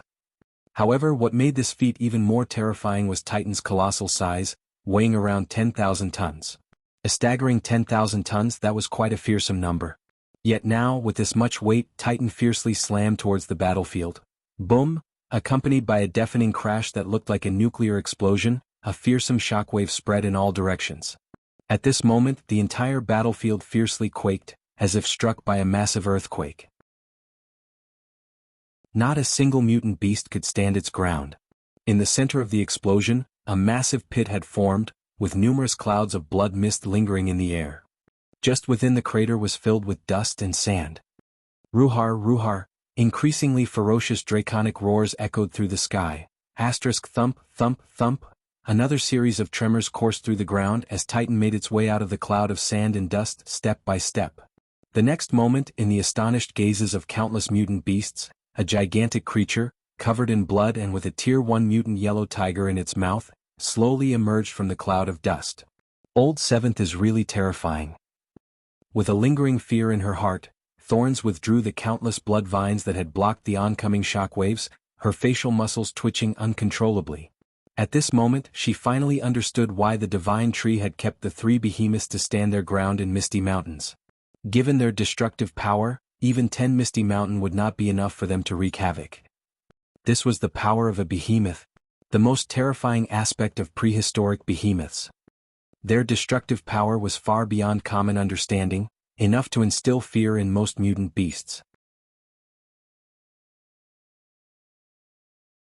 Evolution begins with a big tree, Chapter 444, Terrifying 5 Tigers. Ruhar, amidst an earth-shaking draconic roar, a fiendish beast as if emerging from ancient times, slowly walked out. Staring in awe at the ferocious behemoth not far away, the onlooking mutant beasts could not help but tremble. An extremely violent aura came rushing towards them, seemingly awakening the deepest fears in their hearts. Meanwhile, deep within a distant mountain range calmly stood black figures. These figures happened to be humanoid but too massive to be human, each standing 20 to 30 meters tall. "Shall we make a move?" In a deep and resonant voice, a King Kong carrying a giant stick inquired. "Not yet." Waving off, another King Kong carrying a saber added, "Let's observe a little longer." "Okay." Nodding, the other 20 King Kong also acknowledged the order. For them, military orders were like mountains. And now, with the commander's words, all they had to do was wait. The war ended quickly. Thanks to the reinforcements from the most terrifying mutant beast force, Misty Mountains, the entire battle became completely one-sided. Shortly after the end of this war, deep inside a cave. Ruhar, 8 terrifying tigers' roar echoed through the entire cave. Looking up, the roar originated from a dark and cold stone platform, where an extremely fierce giant tiger was standing. This was a giant black tiger with a shiny and beautiful coat. Under the moonlight streaming into the cave, its black fur looked like a coat of exquisite satin, shining and radiant. Its entire body appeared a bit strange, like a hybrid of a tiger and a hyena, but exceptionally robust. Its limbs were thick, its claws long and sharp, extending beyond the toes, and its tail long and thick with white rings, swaying like a steel whip. However, the most impressive aspect about it was its saber-like fangs protruding out of its mouth, looking exceptionally ferocious. The sword-toothed black tiger, the absolute king of the 5 tiger clan. Its terrifying strength granted it the ambition to dominate the world. Not that long ago, its sharp fangs even tore a third-order Tier 2 giant elephant to shreds in an instant. Until now, only a very few people truly knew its actual strength. And now, this cold and fearsome giant black tiger happened to be staring at every mutant beast below the stone platform with a deep and dark gaze. "You said King Ba is dead?" Amidst an extremely cold and gloomy voice, the ground beneath the giant black tiger's feet slowly cracked apart. Gulp, gulp, nervously swallowing its saliva, a mutant jackal that had luckily escaped from the battlefield, trembled and responded at once. "Yes, it seems like the Fox clan has reinforcements. One clash and they. Before the stuttering voice could finish, a thunderous roar shook the cave before the Tier 1 mutant jackal's entire body was smacked into the ground. Judging by its appearance, it was obvious that its bones were completely shattered and it couldn't survive. Snort, giving out an extremely cold and resonant snort, the giant black tiger raised its foot and slowly walked towards the cave entrance. Except, all the sharp-eyed individuals discovered that the shadows under their feet seemed to have come to life, constantly surging towards the king in darkness. At the same time, an exceptionally terrifying and obscure aura slowly rose. "They dare touch my people." As the giant black tiger spoke in a cold voice, fearsome giant tigers slowly stood up from deep within the darkness. Among them, a hazy humanoid figure also stood up slowly. The 5 tiger clan never shy away from a fight. Slaughter and conquest were everything to them. Now, since enemies had come knocking on their doors, only a relentless hunt by the Five Tiger clan awaited them. Of course, the Fox clan was selectively ignored. While the Fox clan was strong, their individual combat strength was not that great. If it weren't for their extreme cunningness, this Dark King would have already led a large army to crush them. However, it did not expect that even after sending Old Forth to retrieve the spirit herb, it would face such a setback. It found it somewhat ridiculous and ironic, but most importantly, it was exuding an overwhelming amount of killing intent. The Five Tiger clan did not tolerate defiance. At this moment in the heart of Green Hill, Golden Ant and Thorns were sitting high on a stone platform. All kinds of spirit fruits happened to be placed on the platform, including some blood-red fruits that caught Thorn's eye. Seemingly aware of Thorn's interest, a white fox lying in the host seat explained proactively, "This is the blood spirit fruit, seemingly an agglomeration of blood, able to nourish blood and strengthen the body." Listening to White Fox's explanation, Thorn's lips lifted in praise. Amazing. However, after a moment, as if noticing something, Thorns curiously inspected the various stone platforms arranged around. Beside each stone platform, a mutant beast happened to be calmly squatting. This looks very much like how humans would act, very much like entertaining distinguished guests in the human world. Thinking of this, Thorns straightforwardly asked, "You should have learned a lot about human culture." "Yes." Nodding slightly, the white fox admitted, "Although us and humans don't see eye to eye, their culture is indeed worth learning." Thorns did not voice any opinion upon hearing this either. However, if someone who knew Thorns was present here, they would undoubtedly be able to tell that she was currently holding herself from smiling. Learning human culture was not a bad thing. As a fox clan renowned for their intelligence, it was conceivable that they would study human culture. But the way White Fox learned seemed to be a bit off, something Thorns hadn't expected. Just at this moment, as if struck with an idea, a voice suddenly sounded in Thorns' ear. "Sixth sister, shall we call third brother here?" Third brother. Murmuring, Thorns also nodded in agreement. Since it's the Tiger clan against the Fox clan, it's just right to call third brother here. After all, he had always lamented that his clan is not big enough to be a strong clan in Misty Mountains. If he can gain some here, it would be worthwhile. But I wonder if third brother is strong enough to take down the Five Tiger clan? Thinking about this, Thorns asked with interest, "How strong are the kings of the Five Tiger clan?" "Very strong." With a touch of solemnity, White Fox took a deep breath and explained, "I believe you've seen King Ba of the Five Tiger clan. After muscle transformation, both its speed and strength skyrocketed." At this point, as if remembering something, White Fox suddenly paused, glanced at Golden Ant not far away with the corner of her eye twitching fiercely, and hurriedly added, "Of course, even with how strong it has become, it definitely can't compare to Sir Ant King." The ferocious blood tiger, King Ba, was crushed by this small figure before her. His lifeless body now lying at the foot of the mountain for Titan to consume. One could imagine how impactful this had been on White Fox. However, White Fox felt it was necessary to say it. With this in mind, before Thorns and Golden Ant could speak, she continued, "Apart from King Ba, among the other 4 other kings, the most noteworthy should be their chieftain, Dark Tiger, as well as Old Fifth, who has taken a humanoid form."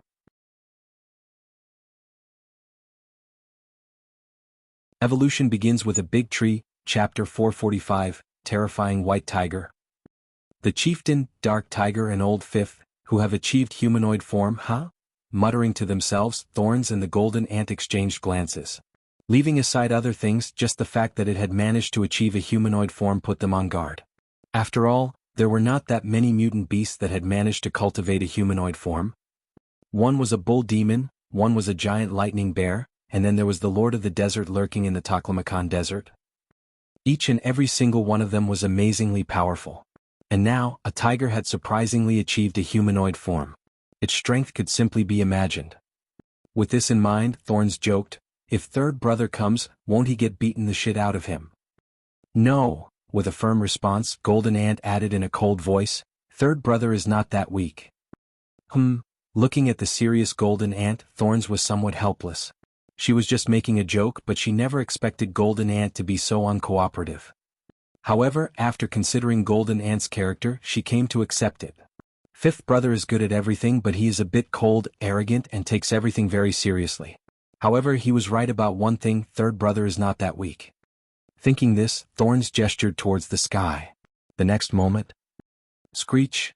Amidst a loud and high-pitched cry, a fist-sized peregrine falcon descended from the sky. Swoosh! It was terrifyingly fast, like a black bolt of lightning swooping down in a flash. The fierce gale it kicked up even caused the entire forest to bend slightly. You! Subconsciously crying out in surprise, White Fox's pupils became focused. Then, much to her astonishment, this fearsome raptor landed on Thorn's fingertips. Fal 2, go bring third brother over. Hearing Thorn's voice, Fal 2 of the 8 peregrine falcon siblings nodded his acknowledgement, and then, with a flap of his wings, transformed into a streak of black lightning, vanishing into the woods, leaving behind a group of gawking mutant beasts. At this moment, as if sensing the surprise of many mutant beasts, Thorn smiled and took the initiative to explain, "That's a mutant peregrine falcon, part of our Misty Mountains messenger group responsible for delivering messages." Just for delivering messages. Feeling a sudden shock, White Fox sported a hint of astonishment.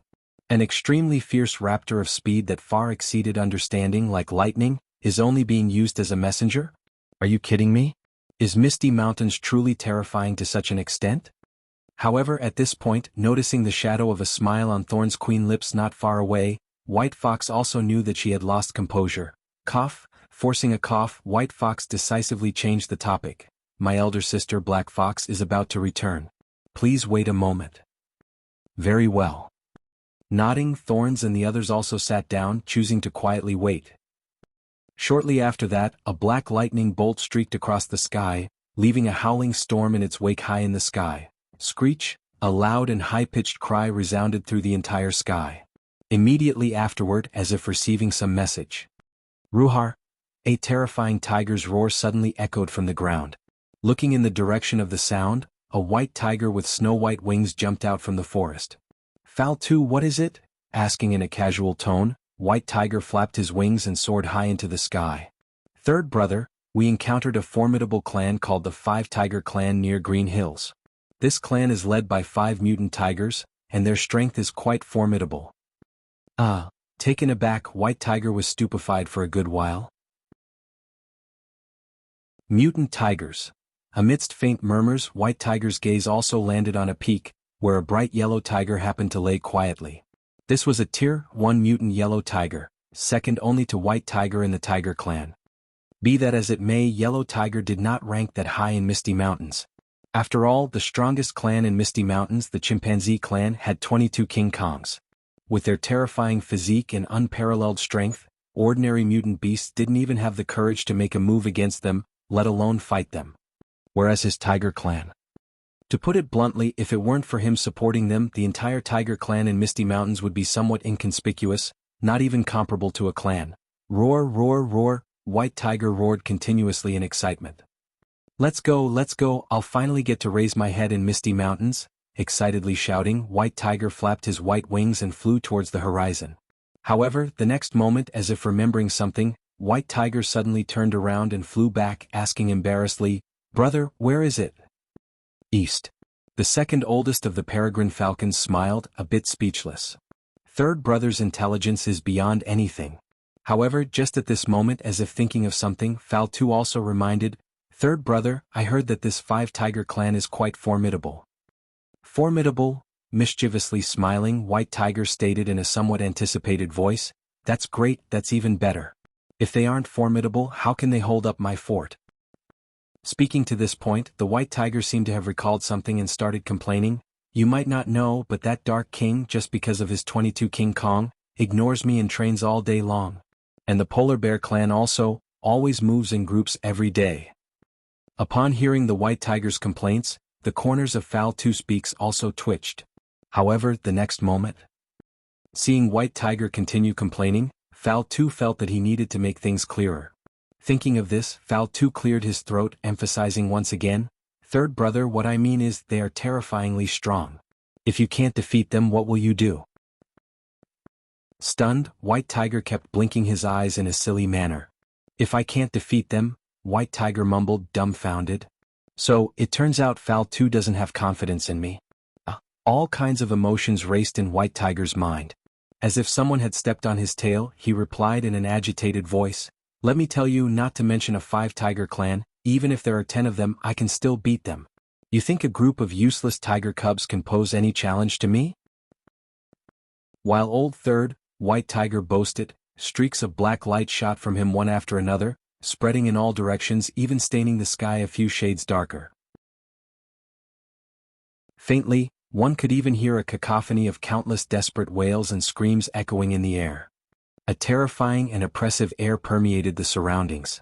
At this moment, even the well-experienced Fowl too felt his chest tightened as faint warning bells started ringing in his mind, a sense of terror gripping his heart and soul, warning him of an imminent attack. Evolution begins with a big tree, Chapter 446, The Legendary 5 Tigers. North of Green Hill, there stood a primeval forest. Its trees were tall and enormous, some reaching a height of 100 meters. Even in the era of spiritual energy resurgence, such tall trees were a rarity, except Misty Mountains, where they could be found in abundance thanks to Yu's nourishment. As such, it was unexpected to find trees reaching such heights in the vicinity of Green Hill. It stood as a testament to how amazing the Green Hill was.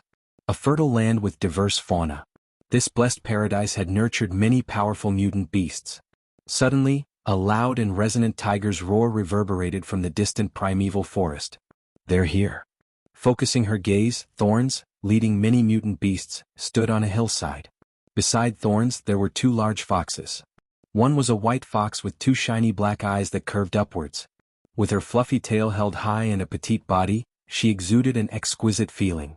The other was a black fox.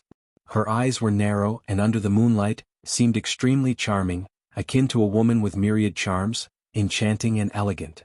Now, hearing Thorn's reminder, she lazily retracted her front limbs and slowly stood up, stretching her neck. Her every movement revealed an indescribable charm that even made Thorn squint involuntarily. If she managed to transform like the great demons in myths, she would undoubtedly be extremely beautiful, a calamity for the people. Sighing, Thorns also looked towards Golden Ant, who was standing quietly on a tree, and reminded, "Fifth brother, there is a good chance that we'll be fighting a fierce battle later." "I know." Responding coldly, Golden Ant clenched his fists tightly, only because the next moment he sensed a very frightening murderous aura approaching. Ruhar, the resonant tiger roar resounded through the mountains and forests. The next moment, tap, tap, tap, accompanied by heavy footsteps, numerous black shadows slowly emerged from the darkness of the night. Looking up, numerous giant mutant tigers confidently emerged from the pitch-black darkness amidst dangerous peaks and rugged rocks, one after another. "So you are the reinforcements of the Fox clan." Speaking in a very cold voice, an enormous, black and robust tiger fixed its sharp eyes towards Thorns and the rest. "Dark tiger." Muttering to herself, Thorn's pupils also contracted sharply. She was unable to deny the sheer brilliance of Dark Tiger's formidable strength. Even its aura gave her a sense of oppression. Especially, the countless shadows converging beneath its feet, seemingly emerging from the deepest darkness, exuding an indescribable power. At this moment, Thorns also noticed 3 strange tigers beside the enormous black tiger. One was a completely blood-red tiger with a lush and vibrant fur, just the sight of which sent a chill down the onlooker's spine. This was the second king, Blood Tiger King, cruel and bloodthirsty in nature. Next to Blood Tiger King was a very petite tiger. However, rather than calling it a tiger, it might be more appropriate to call it a cat. Simply because it was too small, merely the size of a basketball. Yet, this tiny figure made Thorns narrow her eyes. "A mutant black-footed cat," Thorns whispered in a low and somewhat vigilant voice. True to its name, the mutant black-footed cat was a type of cat, and an adorable cat at that. However, underestimating it due to it being a small cat would be a fatal mistake. Even before the advent of the era of transcendence, mutant black-footed cats were renowned for their off-the-charts combat power among cats. While they might appear cute during their time of rest, everything would change when they encountered a prey. Its steely, fierce eyes, the slightly arched back and the dark fur on their feet were enough to overwhelm its prey in terms of aura. Yet that was not the most scary part. The most terrifying aspect was that, even before the era of transcendence, mutant black-footed cats could hunt prey 4 times their size, even successfully hunting giraffes. Their body was merely the size of 2 palms of an average human. This was testament of how brutal these cats were. Now, with the resurgence of spiritual energy where everything and everyone was evolving, and the blessing of spiritual energy, the difference in size factor could be reduced to almost zero. In light of this, no one could tell how terrifying this cat could be. This was the third king of the Five Tigers clan, Cat King. Taking a deep breath, Thorns shifted her gaze to the last figure. Terrifying and extremely so. The last figure, the tiger-headed humanoid, had a thick coat of fur with alternating yellow and black stripes. It also bore a character meaning king shining on the forehead. It had thick and muscular limbs with a well-developed skeletal structure. Its muscles were so prominent that they resembled coiling dragons. With its broad shoulders and a towering physique resembling a stone tower, it looked quite imposing. He was the fifth king, Nameless. The reason for him having no name was because he was always cold and indifferent, never speaking with anyone.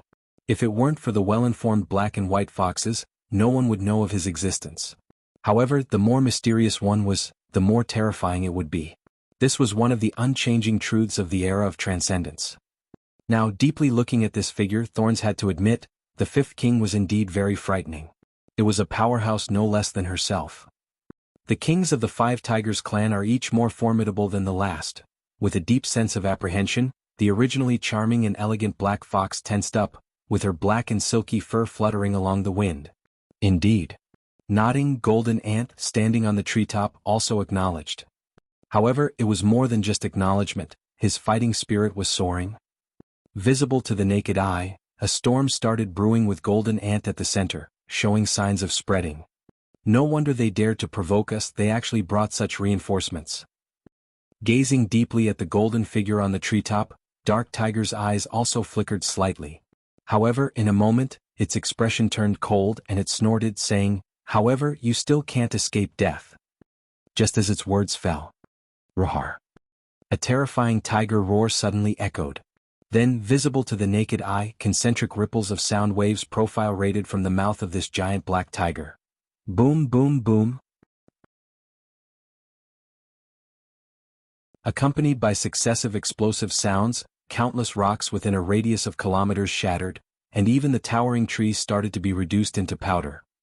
Tiger roar. The terrifying tiger roar carries extremely strong penetrating power, capable of turning into sound waves, devastating everything.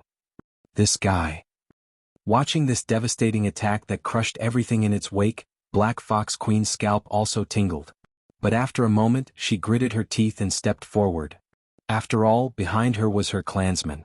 If she allowed these sound waves to wantonly wreak havoc behind her, her clan would probably suffer heavy casualties. However, before she could unleash her spiritual energy, a terrifying dragon-like roar suddenly reverberated from the forest behind the Black Fox Queen. The roar was extremely tyrannical, no less weaker than the fearsome tiger roar. Boom! Accompanied by a terrifying clap, the two sets of sound waves, that left visible ripples in the air, collided with each other. For a moment, many mutant beasts felt as if the world had suddenly gone silent. However, if they happened to touch their ears, they would definitely notice their ears bleeding. Right at this moment, the members of the Five Tigers clan finally noticed an extremely terrifying figure slowly rising in the forest behind the Fox clan, much to their shock and dismay. They had never seen this figure before. It was extremely grim and hideous.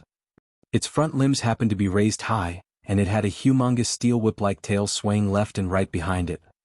When this figure stood up completely, it overshadowed the sky, blocking the moonlight above entirely. Bang! Its foot slammed on the ground, sending fearsome tremors through the ground, spreading in all directions, causing this primitive forest to shake.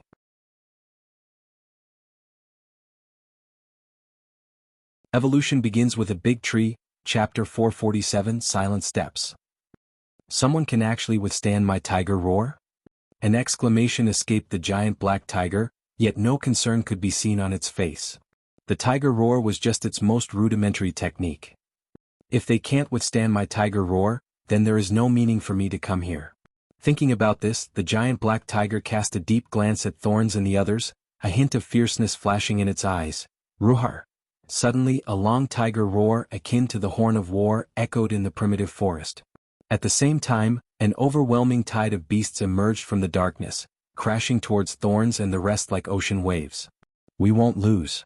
Casting a glance at each other, the black and white foxes successively gave out howls. Howl, howl, compared to the dominating roars of the giant black tiger, the howls of the black and white foxes were more like the weeping of women, carrying a deep sense of desolation that seemed to infect the night itself. However, upon hearing their howls, countless mutant beasts couldn't help but reveal a touch of emotions. It was as if they were also infected, and belligerent intent began to rise. Kill. We won't allow the Tiger Clan to plunder our Green Hill. A howl from an unknown direction completely ignited the battlefield. Boom boom boom. Then, with fearsome tremors shaking the ground, countless mutant beasts on either side pounced at each other. In the gaze of powerful mutant beasts, they fiercely clashed with each other. Roar, roar, roar. Screech, screech, screech. A cacophony of roars and screeches of countless mutant beasts spread through the entire battlefield in an instant. What was somewhat astonishing was that as the two waves of beasts crashed into each other, they left a circular battlefield in the center empty. This circular battlefield looked like a forbidden zone. Not a single mutant beast dared to step into it. The reason was that this circular battlefield happened to be where the 4 kings of the 5 Tiger Clan and Thorns and others happened to be standing. All the commotion in the outside world appeared to be barred from this circular battlefield. Even Thorns, who loved the scent of blood, held her breath with a serious gaze. After all, everyone acquiesced to the fact that the 4 kings of the 5 Tiger Clan were terrifying. In light of this, the fact that the well-known Green Hill Fox clan was forced to seek refuge under Misty Mountains did not come out as a surprise. At this precise moment, Thorns took a long deep breath and pointed forward, her fingers trembling. At the same time, one after another, blood-red vines emerged from the ground continuously, spreading and enlarging. 1 meter. 2 meters. In an instant they spanned over an area of dozens of meters. These blood-red vines looked like blood-red pythons, scary and fierce. And the very next moment, swoosh, swoosh, swoosh, one after another, these blood-red vines shot towards the 4 kings of the 5 Tiger Clan, one after another. At the same time. First stage, Golden Ant, who was standing silently on a treetop, shouted as his figure suddenly jolted. Immediately after, his figure shot out like a cannonball. However, before he could even come closer to the proud and aloof giant black tiger, who was looking at everyone with a condescending gaze, a robust figure fiercely intercepted him. With a deafening clap, resembling a clap of thunder, fists collided with each other. Looking at the tiger-headed humanoid figure, who had managed to block his fist, the corner of Golden Ant's lips rose into a grin. Subtly, an indescribable expectation could be seen in his eyes. Fight. At the drop of this word, Golden Ant clenched his fists a bit more tightly. Immediately after. Boom, boom, boom, frequent thunderous claps like the constant pitter-patter of rain suddenly resounded through the entire primitive mountain forest. Looking up, a golden petite figure and a robust yellow figure turned into 2 streaks of light, entwining with each other.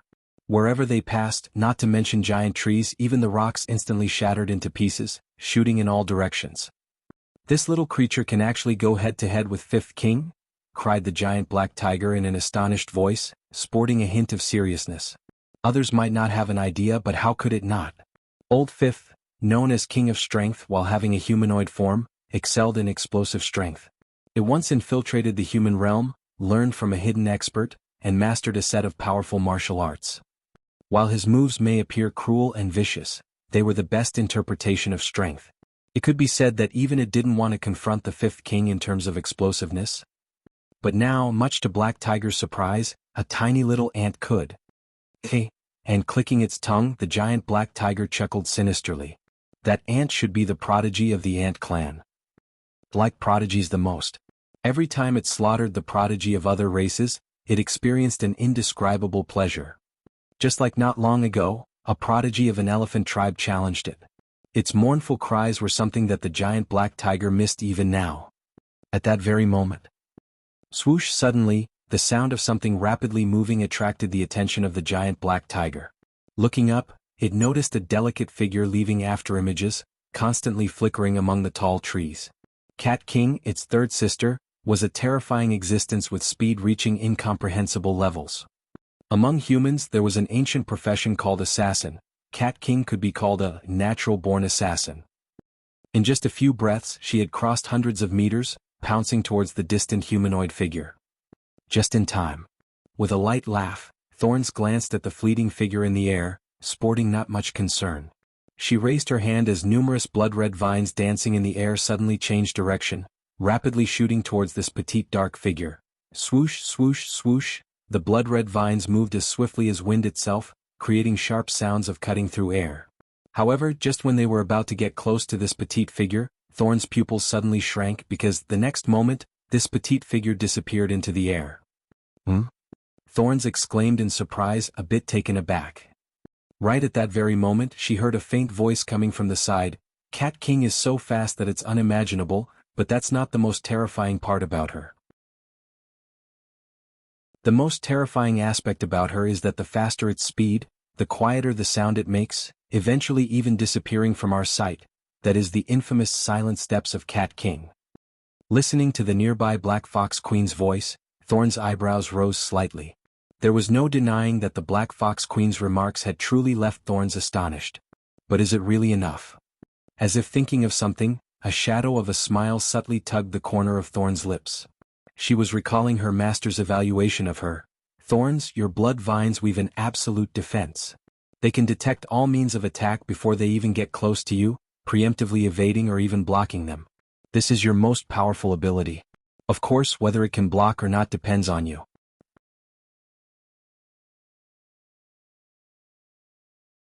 Evolution begins with a big tree, chapter 448, Unbridled Frenzy.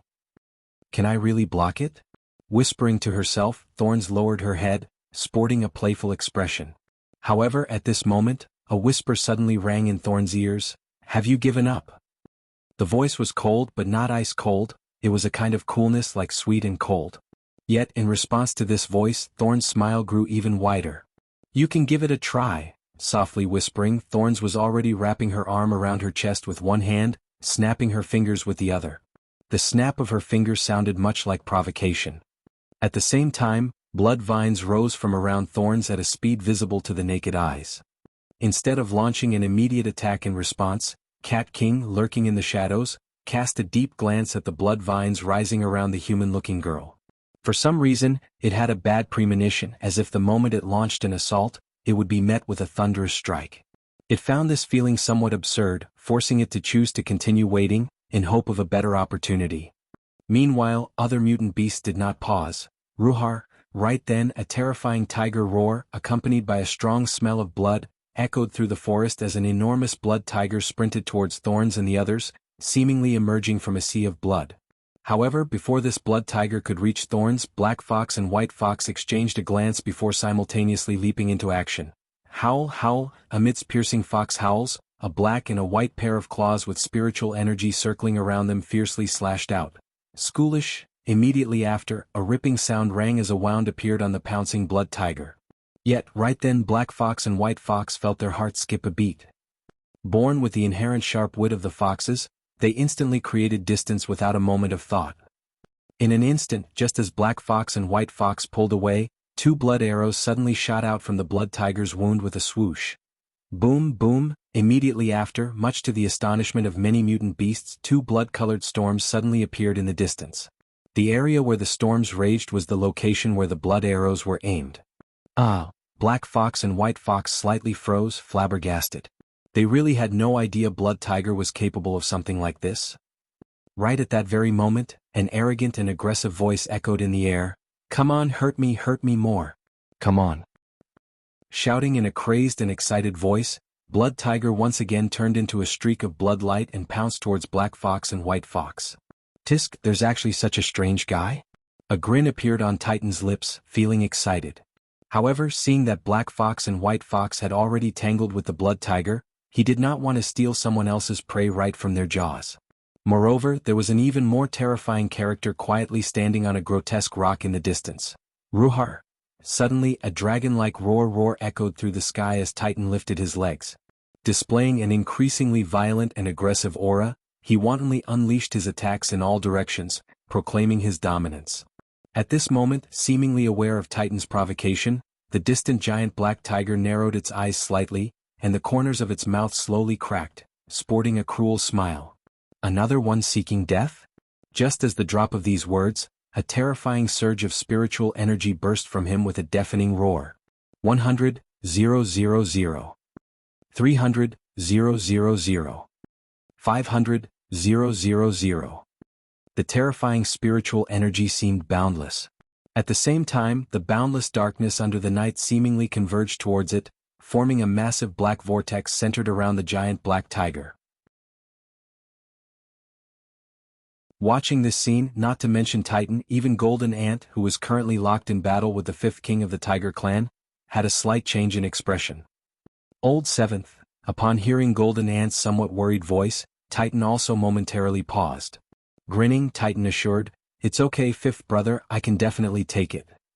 Speaking this, Titan also added a rare request for help. "By the way, fifth brother, you better end the battle quickly." Although ruthless and brutal, Titan was not foolish. With his current perception, he could naturally sense the terrifying strength of this giant black tiger. Damn it, even if this guy's not a fourth-order Tier 2 transcendent, he's definitely close to it. Besides Snake Queen and the elder sister, no one has ever given me this kind of pressure. With these thoughts in mind, Titan couldn't help but complain in his heart. Powerful transcendents are rarely seen among mutant beasts. Yet why did such a monster pop out as soon as I came out? However, Titan did not brood over it. As someone capable of commanding many ferocious mutant tiger tribes, how could the giant black tiger be weak? If it wasn't for the fact that the giant black tiger was rarely active in the human world, it might have been labeled as another monstrosity. Of course, that was just a possibility. Currently, although the giant black tiger was strong, it was still a bit short of the 10 monstrosities of the continent. After all, while the giant black tiger was growing, the 10 monstrosities were also advancing. Just like the current number 1 monstrosity of the continent, Wuxia, who was advancing toward Tier 4. Roar! The giant black tiger looked towards the sky and gave out a roar, shaking the sky. Subsequently, accompanied by swelling sound waves surging outwards and flattening towering trees in their wake, a storm of black aura continuously spread in all directions. The ground instantly cracked with deafening rumbles. At the same time, a claw, tens of meters long and formed from spiritual energy, emerged from the darkness, ruthlessly tearing towards the behemoth, Titan. Before Titan could even react, the enormous black claw had already reached Titan with a swoosh. The ominous aura emanating from the black tiger claw of spiritual energy made Titan narrow his eyes. The dark element was the most vicious of all. A moment of negligence could result in erosion by it. Ha! Taking a deep breath, Titan covered his giant front limb with spiritual energy. But before it could fiercely strike, a sudden roar echoed at the horizon. "Damn it, you dare to hurt my seventh brother?" The thunderous tiger roar shook the entire battlefield. This tiger roar was different from the roars of the 4 kings of the 5 tiger clan. It was more domineering, carrying an unparalleled tyranny and aggression. An indescribable tyranny as if it came from ancient times, a roar echoing through the ages. Momentarily taken aback, the corner of Titan's rose into a smile. Third brother has finally arrived. Smirking in his heart, Titan retracted his raised front claws, allowing the black spiritual energy tiger claw to tear him. Squish! The tiger claw, fueled by black spiritual energy, tore a gaping gash on Titan's body with a ripping sound, as a massive splash of blood dyed a large part of the sky red. Titan just shot a glance at the long gash. He did not seem to care much about it. This wound may look severe, but for behemoths like him, it was only a superficial injury. The real trouble was the terrifying erosion of the dark element. However, it could be easily cleared with spiritual energy later. The reason Titan chose to forego defense and take the injury was not without any rhyme and reason. He understood his third brother, White Tiger, quite well. He knew that despite his silly behavior and appearances, White Tiger was extremely loyal. If he saw his brothers getting hurt, it might blow his top and he just might go berserk. And what role would fury play for White Tiger? Anger might cloud other people's judgment, but for White Tiger, it meant an exponential increase in his strength. It was a true outburst. The angrier he got, the more terrifying he became. Trading a superficial injury for an exponential increase in his third brother's combat power was quite cost-effective. Of course, if other mutant beasts knew about Titan's thoughts, they would undoubtedly be dumbfounded. Because Titan had always shown a cruel and aggressive behavior, and usually remained alone. He had never shown such cunning as a fox behavior. No, this shouldn't be called cunning as a fox. A more accurate description would be great wisdom hidden beneath apparent foolishness. Beneath Titan's ferocious and terrifying appearance was a subtlety that those around him had yet not noticed. This was one of the most important reasons why Titan steadily reached his current position.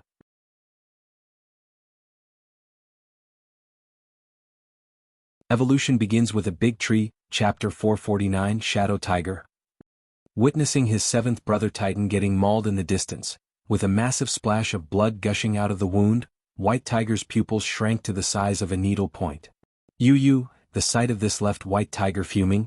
He felt a fire burning in his chest. The next moment, Ruhar, a terrifying tiger roar reverberated through the sky. Immediately after, in the horrified gazes of countless mutant beasts, a violent storm swept across the horizon, tearing apart the white clouds under the night sky. At the same time, a white streak, like a meteor, headed straight towards the distant giant black tiger that had turned the boundless night into a black cloak. Ha!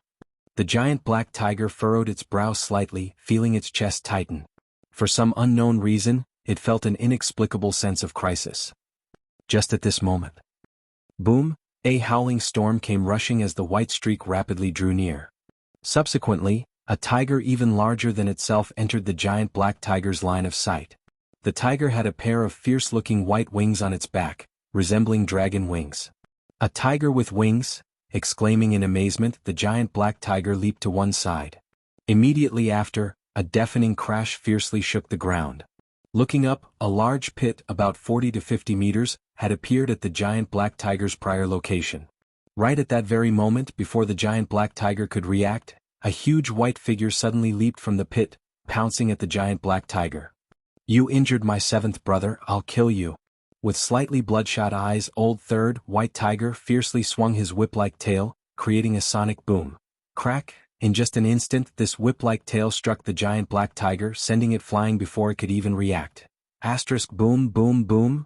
One after another, the giant black tiger crashed into the trees, snapping them in half. At the same time, a mournful roar also echoed, expressing the agony coursing through his body. The pain was off the charts.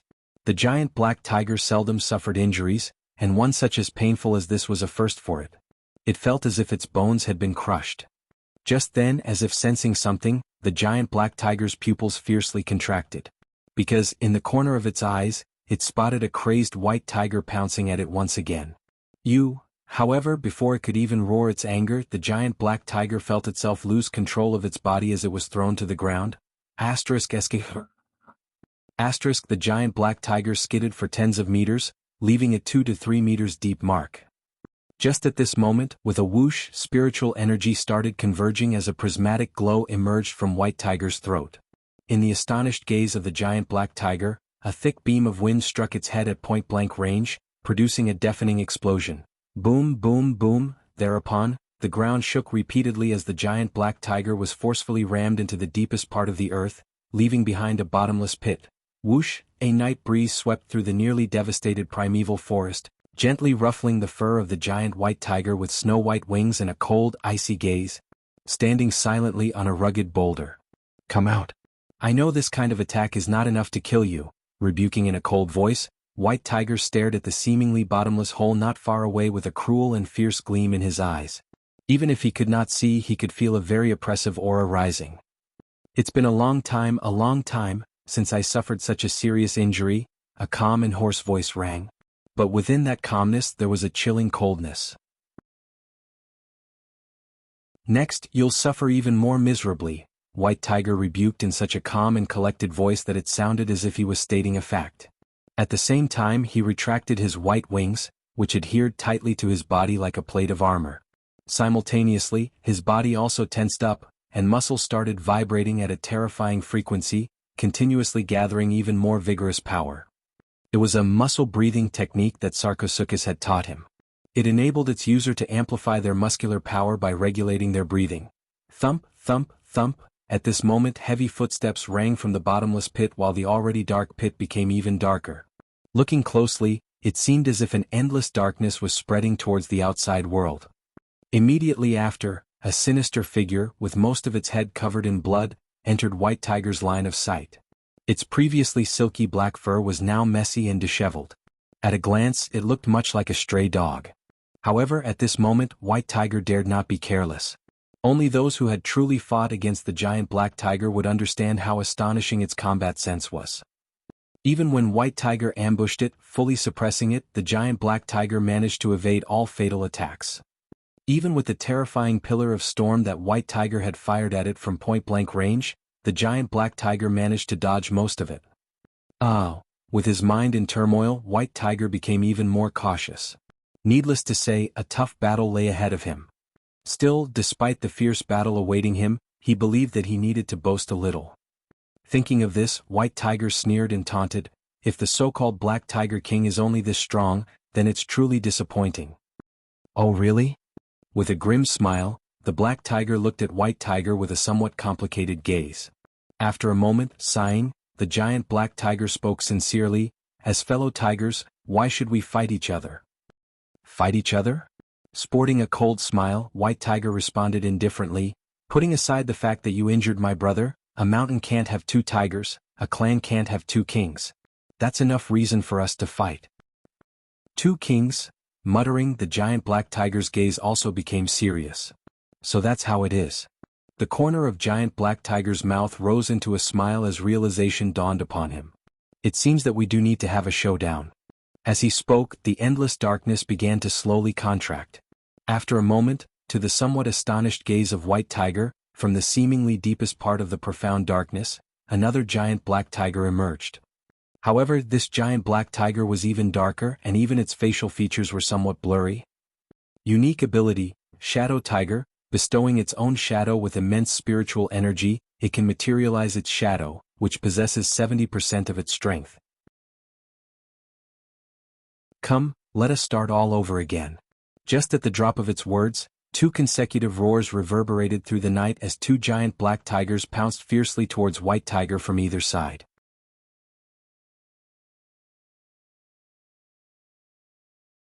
Evolution begins with a big tree. Chapter 450, Tiger's Fiendish Prestige. Roar roar. Consecutive tiger roars shook the mountains and forests as three huge tigers became entangled in a fierce battle, much to the shock and dismay of countless mutant beasts. Engaged in a brutal dance of violence, the colossal tigers tore into each other, biting and tearing with primal savagery, sporting an intensity that echoed the raw and primitive essence of hand-to-hand combat. Amidst all this, the expression on White Tiger happened to be exceptionally ugly at this moment. Because he was fighting a 1 versus 2 battle. Just as he had just knocked away the primary body of the giant Black Tiger, the other giant Black Tiger clawed across his back. Boom! With a deafening crash, White Tiger was slapped into the ground, leaving behind a deep pit. "It's useless. You can't face the two of us alone." Wearing a smug look, the primary body of the giant Black Tiger grinned. The Shadow Tiger was one of its rare trump cards. After all, the combined strength of the two was not as simple as 1+1. What was even more frightening was that they could communicate telepathically, which allowed them to perfectly cooperate with each other, and even blend their techniques seamlessly. Just like now. Ruhar, Ruhar. Following two consecutive tiger roars, the giant Black Tiger and its Shadow Tiger began absorbing massive amounts of spiritual energy before releasing it from their mouths. In just a moment, visible to the naked eye, two black vortexes were transformed into a black energy ball each. What bewildered White Tiger even more was that these black energy balls slowly merged in the air, constantly growing bigger.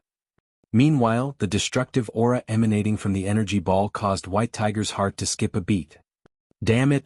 Looking at the enormous black energy sphere, even someone like White Tiger could not help but break into cursing like a human. In an instant, he unfurled his draconic wings and, with a fierce flap, transformed into a streak of white light, shooting towards the distance.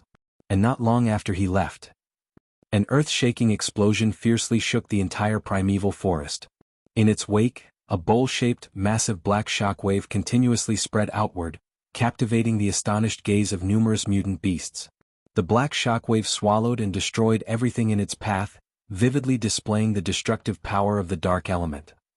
After the shockwave finally dissipated, a crater with a diameter spanning hundreds of meters and an unfathomable depth came into view for everyone. At the deepest part of the crater, a substantial amount of black energy could be seen relentlessly eroding its surroundings. He is quick to run away. With a smirk tugging the corners of its lips, the giant Black Tiger glanced at the white figure disappearing into the sky, its eyes narrowing slightly. It couldn't deny the sheer brilliance of the White Tiger's astonishing speed, who had managed to get out of the blast radius in the blink of an eye. Even the giant black tiger found it a bit tricky to handle that kind of speed. Meanwhile, high up in the sky, the usually carefree white tiger also narrowed his eyes slightly. "I suppose I need to pull out some serious cards in order to deal with you." As he said this, White Tiger's figure suddenly trembled. In the somewhat solemn gaze of the giant black tiger, phantoms started appearing in the air, one after another. Faintly, the giant black tiger could hear the wails of countless beasts. Screech, a sharp and fierce eagle cry reverberated through the sky, so pierced that it seemed capable of tearing through anything. Ruhar, a mutant wildebeest, charged towards the sky as if wanting to shatter the very heaven itself. Phantoms appear one after another, making the air colder and heavier. What made the giant black tiger even more worried was that an inexplicable force was acting on it. It felt as if it had fallen into a quagmire which affected its combat strength. Tiger's fiendish prestige. Every beast slain by White Tiger contributes to the enhancement of his fiendish aura. The more adversaries he kills, the more potent his fiendish presence becomes, ultimately reaching perfection. At this pinnacle, all the souls within White Tiger are laid bare, transforming the surroundings into a fiendish realm. This was a powerful ability. No, to be more precise, White Tiger had developed this ability to a frightening level. Because every tangible phantom in the sky was a Tier 2 mutant beast that he had killed during his training, and there happened to be a whooping 7 of them. Each lingering soul of the mutus stared fixedly at the giant black tiger on the ground with crimson eyes. Attack! With a thunderous roar, White Tiger pounced straight towards the ground. At the same time, 7 black streaks successively swished through the air. Faintly, the giant black tiger could hear the cries of the eagle and the bellows of wildebeest. It was terrifyingly scary and oppressive. As the fierce battle unfolded between White Tiger and the giant black tiger, other battlefields concluded one after another. "Where else do you want to run?" With a smile on her lips, Thorns looked at the nearby small cat ensnared by her sparkling and translucent, deep red as blood vine, feeling quite satisfied. This was natal blood vine, the most formidable blood vine in Thorn's arsenal, nurtured by her blood essence. Not only was it indestructible, but it was also as fast as lightning. And this fearsome blood vine usually hibernated inside Thorn's blood vessels, amidst her constantly flowing blood. When Cat King attacked at lightning-fast speed, launching a sudden strike, countless blood vines promptly shot out, as if they had anticipated it long ago. However, Cat King proved to be too powerful. It was so incredibly fast that it actually managed to dodge the countless ensnaring blood vines and make its way to Thorns. When it raised its claws, their speed and momentum was so fearsome that the aura had left a cut on Thorn's neck. Even now, Thorns could still feel a lingering pain on her neck. However, right at that very moment, the natal blood vine nurtured inside her body instantly shot out, taking advantage of a cut on her neck. Asterisk swoosh. It was incredibly fast, reaching an unimaginable level. By the time Cat King reacted, it suddenly felt its body tighten. Just at this moment. Gulu gulu. The natal blood vine bulged and shrank alternatively in a rhythmic fashion, eliciting painful cries of Cat King echoing in the air. Meow meow, they sounded much like the pitiful wails of a cat. The rapid loss of its blood and spiritual energy plunged Cat King into panic and despair. Right at this moment. Tap, tap, tap, approaching with light steps, Thorns grabbed Cat King's neck. "Little cutie, will you follow me from now on?" Thorns asked expectantly, her voice carrying the temptation of a devil. However, just as Cat King was preparing to raise its claw to tear Thorns apart in response. Meow, an extremely piercing and mournful cry suddenly echoed in the woods. At this moment, Cat King seemed as if it had been completely drained of its blood and energy, losing all its ruddy complexion. Even its raised claw trembled before slumping. "Don't struggle, my blood vine has already connected with your blood vessels." Saying this, the corner of Thorns drew a strange arc as she stated with a smile, "As long as you show any intention to harm me, my natal blood vine notice it preemptively and drain your blood and spiritual energy."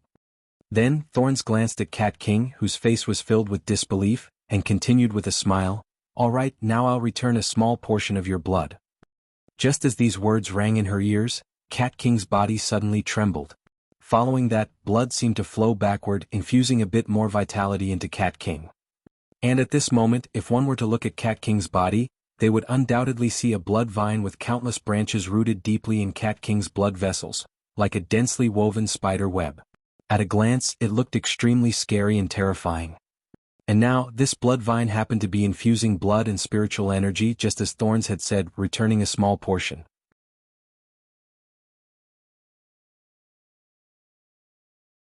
Evolution begins with a big tree, chapter 451, the closing curtains of the battlefield. Blood vine was one of the most dreadful types of mutant parasitic plant. It could continuously grow by absorbing blood and spiritual energy. Now, Thorns had chosen to nourish her natal blood vine with the blood and spiritual energy of Cat King. This way, not only would she be able to grow her natal blood vine stronger, but she could also gain a formidable assistant. Cat King's charm and cuteness were secondary. What really captivated Thorns was the terrifying combat power of Cat King. Had Thorns' innate talent when she was human not been sixth sense, and had she not fused with blood vine, gaining the ability absolute defense, she would have fallen here today. Cat King's speed was just too terrifying. That speed was no less inferior to the transcendent snow leopard moving at full speed. Moreover, compared to snow leopard, Cat King was stealthier. Ordinary mutant beasts wouldn't even be able to detect her, and they would lose their lives without even knowing how and when. Thinking this, Thorns looked at the small cat in her arms with fervor in her eyes. Meow meow, continuously meowing, the petite black-footed yellow cat silently lowered her head. Every living being harbored a fear of death, especially powerful mutant beasts like Cat King.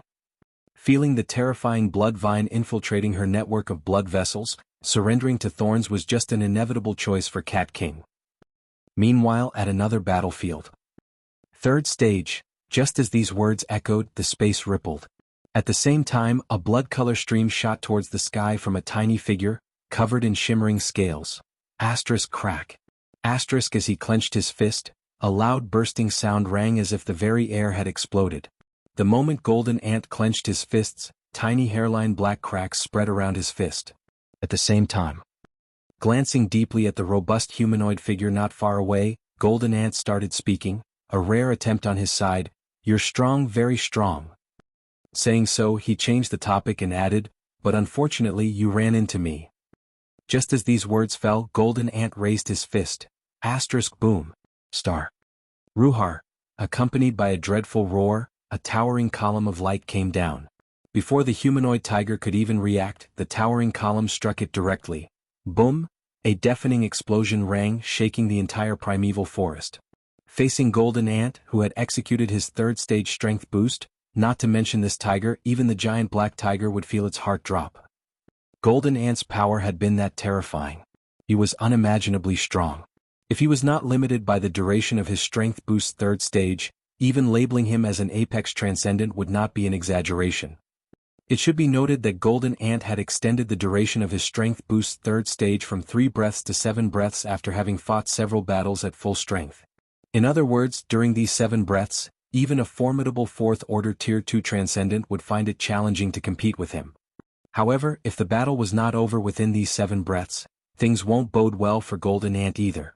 Therefore, every time Golden Ant used the strength boost third stage, he did so with great caution. The battlefield slowly returned to calm as the various battles consecutively reached their conclusions. Even the battle between Black Fox, White Fox and Blood Tiger was forced to conclude under the mighty punch of Golden Ant. Gulp! Black Fox and White Fox nervously swallowed their saliva, looking at the petite golden figure that had now restrained its vital energy, their faces filled with astonishment. At this moment, if one looked not far from Black Fox and White Fox, they would discover a very large crater, where the second king of the 5 Tiger clan, Blood Tiger, lay reluctantly at the bottom. It struggled to get up but was unable to exert any strength. What plunged Blood Tiger even deeper into despair was that every bone in its body seemed to be shattered, causing it indescribable pain. Roar, roar, roar. Giving out roars of grief, Blood Tiger sported a hint of despair for the first time in its life. It shifted its gaze towards the small golden figure standing at the edge of the crater. "Who are you really?" Gathering the last bit of its strength, Blood Tiger asked in a shocked voice. "Misty Mountain's 5th great beast." Answering in a low voice, Golden Ant slowly turned around. Shortly after he left, his voice echoed clearly in the minds of Black Fox and White Fox. "Take the 2nd king and 5th king of the 5 Tiger clan into custody, I'll bring them back to Misty Mountains." "Yes, yes." Black Fox and White Fox accepted in a respectful voice without a moment of hesitation. Tap tap tap. A cacophony of dense footsteps echoed as numerous mutant beasts swarmed towards a battlefield, surrounding it. In the center of the battlefield, a giant black tiger and a white tiger with wings were circling each other. Blood from their wounds had already entered their eyes, blurring their vision. But the gait of these two giant tigers remained firm and steady, glaring fiercely at each other. However, at this moment, as if sensing something around them, White Tiger suddenly grinned and stated, "It seems like our side has won." Indeed, the giant black tiger nodded in agreement, not denying it either. Then, as if thinking of something, the corner of the giant black tiger drew back as it asked in a resonant voice, smiling, "Shall I surrender?" "Surrender? Would you?" With a playful smile, White Tiger licked the crimson blood flowing down his cheek. "This bastard almost knocked me over." At this moment, White Tiger's spiritual energy was depleted, and his strength had almost hit the bottom. However, the giant black tiger was not that far off either. Now the two tigers were competing in endurance. Whoever lasted longer would be the ultimate victor. At this moment, White Tiger's eyes suddenly shrank as if noticing something. But before he could say something, Golden Ant, who was observing from a distance, had already thrown a punch. Boom! Immediately after, followed by a deafening clap, a mutant yellow fox that was attempting to launch a sneak attack on the giant black tiger was sent flying like a cannonball. "You're really my brother, you know what my heart wants." White Tiger sported a grin, displaying a triumphant expression. Witnessing this, the giant black tiger's eyes flickered with a deep and complex emotion, but it didn't say much. It simply crouched slowly, getting ready to attack. As its body became taut, its body started surging with even more formidable strength. The next moment, in the gazes of countless mutant beasts, "Ruhar, Ruhar," giving out successive tiger roars, the two giant tigers fiercely clashed with each other, as the curtain rose on the most primitive and bloody hand-to-hand combat. You're tuning in to the Han Lee's Wuxia Adventures YouTube channel. We're so grateful for your support, and don't forget to subscribe to join us on this incredible journey through captivating stories. Your generosity through donations truly makes a world of difference, as it's the primary source of revenue that allows me to expand and enhance this channel for you. Thank you from the bottom of my heart for being a part of this adventure.